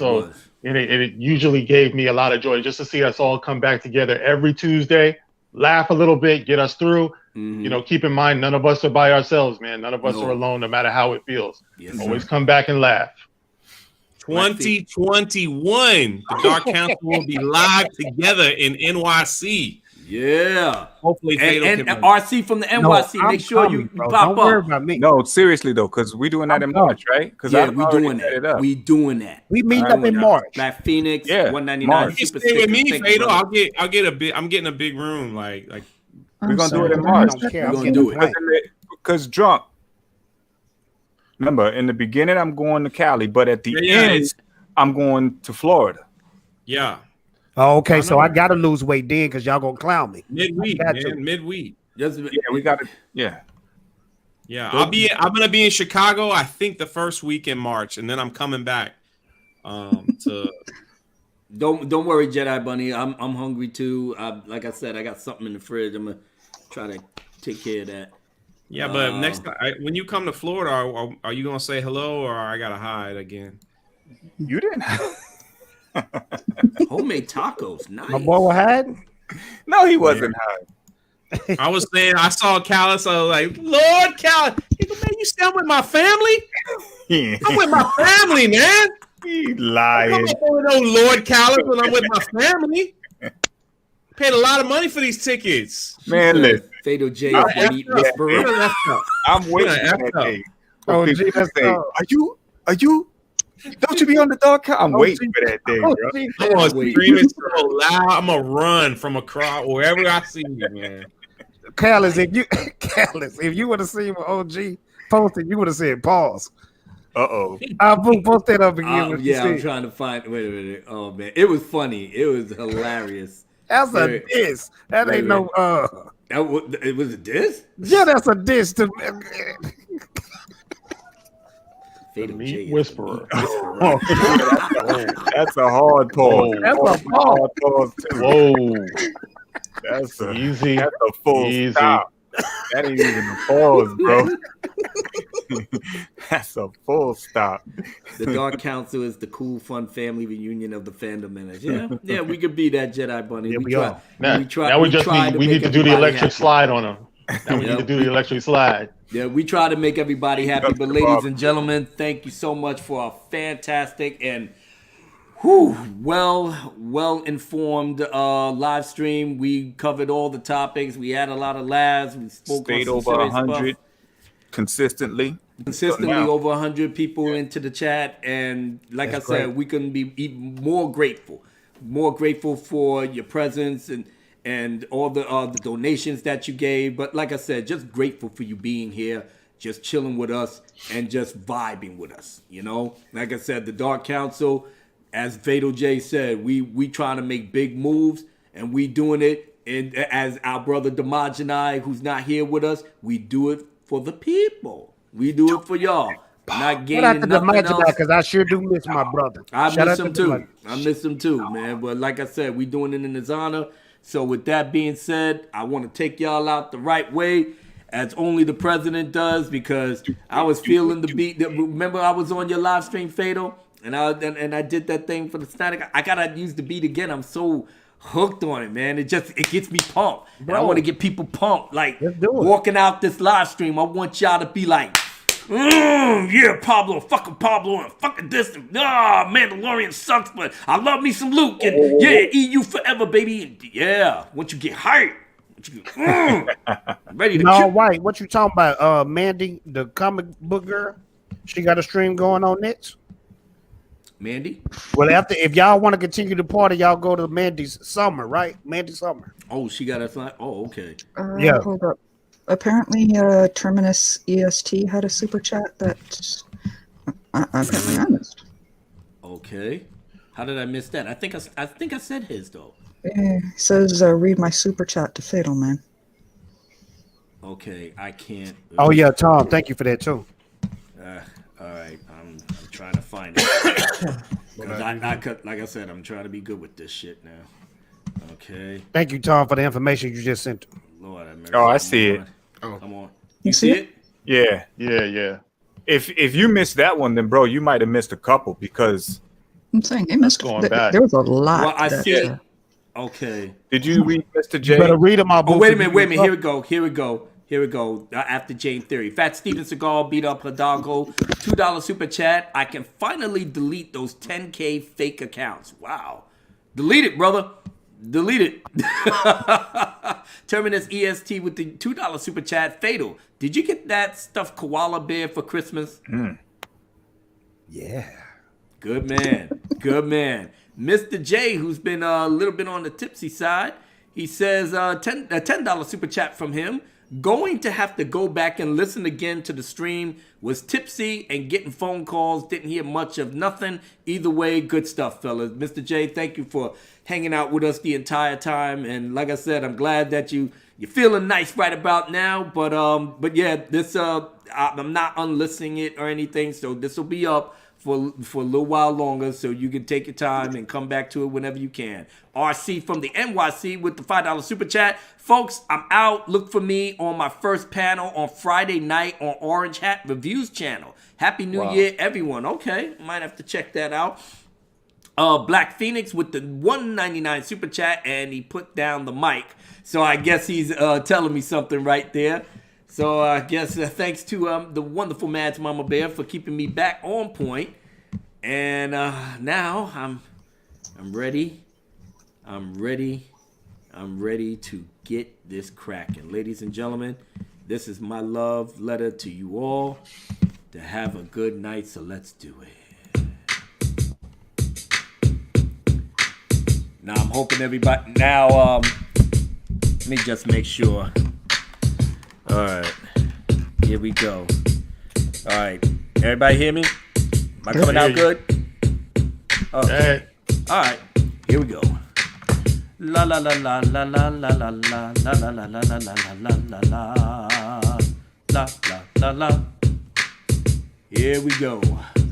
One time for the good times. Oh yeah. 1, 2. 1, 2, 3, and yeah.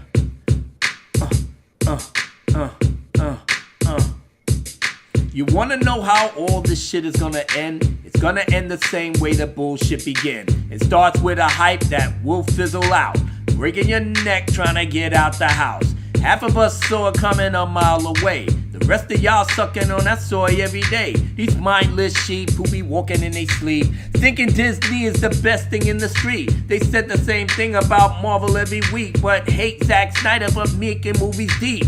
Relax, the best in the business back again. The Dark Council, when you know we gon' win. You don't have to pay a fee, we get you what you need. And what you need is the keys to succeed. Every Tuesday night, we get the crowd hype. Have these haters looking scared, we're like the poltergeist.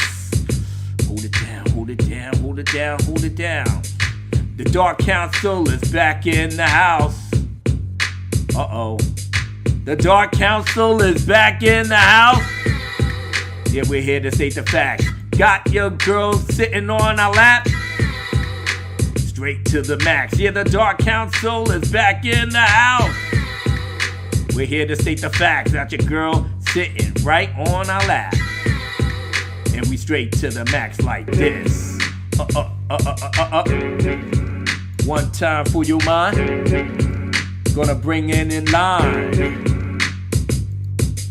It was foretold by the realms that you know that the Dark Council will always steal the soul. We spill that tea on everything that we have. Some of y'all love it, but others they be mad. Let's support all those that don't suck on soy. Smack the shiz up and son them like Elroy. But I'm not George Jetson, Space Lee or Cosmo Cogs. Fuck around with me, boy, I get on my job. I get the last laugh while your ass strapped for cash. I chill with your wife up in a bubble bath. She's rubbing my shoulders as I smack a fat ass. You up in the window looking so sad. Put you on blast, break your soul just like glass. Ain't there first, but your ass will be last. Our time for you to mind if you're dumb or blind.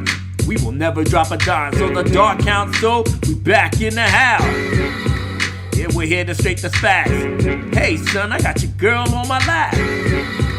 Rockin' straight to the max. Yeah, the Dark Council, you know we coming back. And we're here to state the facts. But guess what, son? I got your mommy on my lap. Yeah, we straight to the max like that.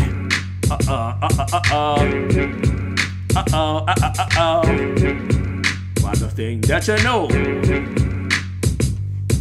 I'm bound by the old laws and the old code to explode on foes and show them how we flow. The sun circles the earth at speeds too intense. Hit you harder than the liquor that get you suckers bent. You're feeling yourself though, not you're in control. But we the cats who hold shit down on the low. Future feelings not to mention your methodology. Completely refine the way I rhyme off the speed. You wanna know who these bad boys are? Let me break down these YouTube superstars. The Majani is the spark of the dark. Tear shields apart, it's a work of art.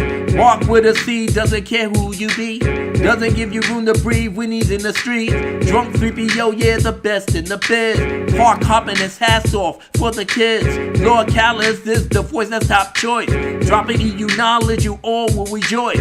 Fatal J slays anyone in its way. Best behave and everything will be okay. And me, Abu Nas, yo, what can I say? El Presidente will give your wife sunny days. If any one of them die, it's time to avenge them. Dark Council, a certified ghetto legend. They always save the day like they was Uncle Benjamin. Their ascension is always straight to heaven. I'm out of here, son, you better still on out. Cause you know Abu Nas runs your damn house.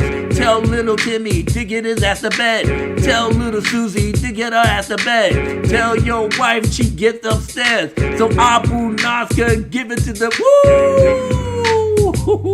I can't say that on my live stream, baby. You know, the Dark Council is back in the house. We're here to state the fact. Got your girl, sitting on my lap. Going straight to the max. Yeah, the Dark Council. Yeah, we're here to state the facts. You know, son, I got your wife on my lap.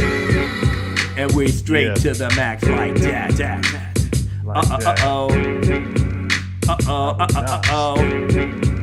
Gonna start it on the low. Simple be here, come no butter break. Simple be here, come no butter break, son. Simple be here, come no butter break. Simple be here, come no butter break. You know what after. You'll be easy. You know me, you know half the easy. Know what it is when Abu Nas play. Know what it is when Abu Nas comes to slay. Everyone else better stay out my way. Know that I won't be come and say the day. Ben Affleck him come and say the day. You know them and no drama we are said. No all of them are there make a lid dead. AT&T used to know them a friend. All the fans that they no bother they no let. M16 a lick off upon them. The superstar Affleck him a win. Spider-Man Justice League we're all in. The premiere you knows you attend. HBO Max a lot of them a send. Sub to them a you go and tell a friend. Ben Affleck is young to see the day. All of them here they do behave. Superstar Abu Nasa him away. You should know the president to portray. Know that he let the fan through the gate. Kill all of them whoever don't attend. DCEU they know you haven't said. Snyder Cut is coming out in March. You know that one do spark. Fatal J and the brother film car. Everybody else you know they involved like that.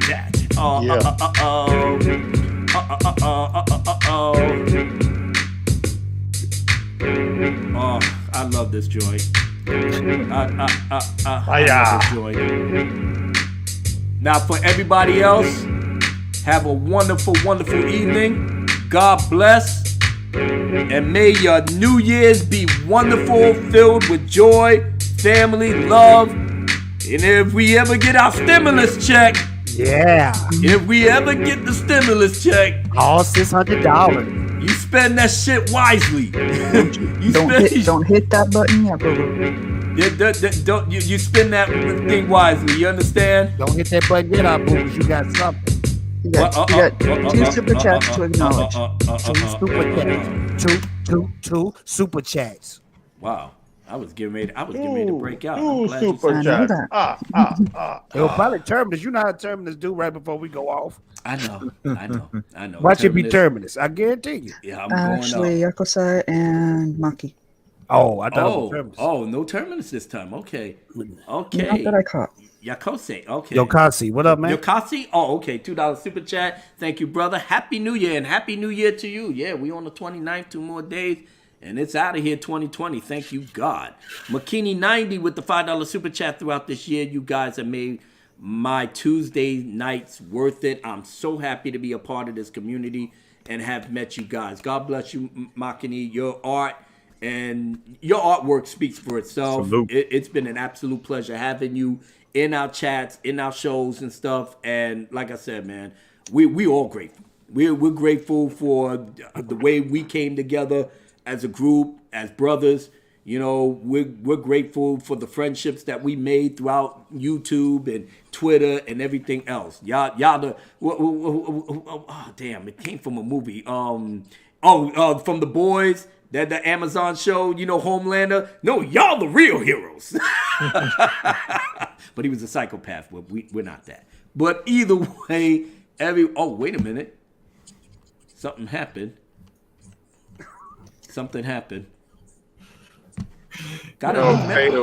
Lou got you on Twitter.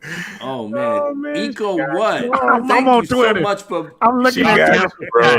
She got the 2020, 21. Bro, I said 2020, 21, bro. I didn't even 2020, 21. Like I said, I'm glad I wasn't mean tonight. Or was I? Eco what? Thank you so much for becoming a member of my channel. You have now officially joined the Secret Service detail of El Presidente. That means you're going to have to, you know what I'm saying, start shooting at people, you know, because I am the most hated on YouTube. Boo, you know what you can do for perks for your members? Do a special rap only for them. Well, actually, I did one. Okay. A little while ago, but like I said, I had 2 new members after that, so I got something special planned for them, especially after the New Year. So okay, dope. Eco, you did joined right on time, and yes, Lorena Creole, your tax bracket is way too high. I'll go broke just trying to get some producer skills from you. So you know, I ain't got no stimulus check, so you know how that go. But everybody, God bless. Thank you for coming by. You guys are awesome. We will see you, I think, next week, Tuesday. We don't know where we're going to be, but trust me. Probably on Callus or me. I think, either Callus or Lord or Fatal J. We will decide. Lord Fatal J. Oh, look at Fatal. All right, we out of here. Peace.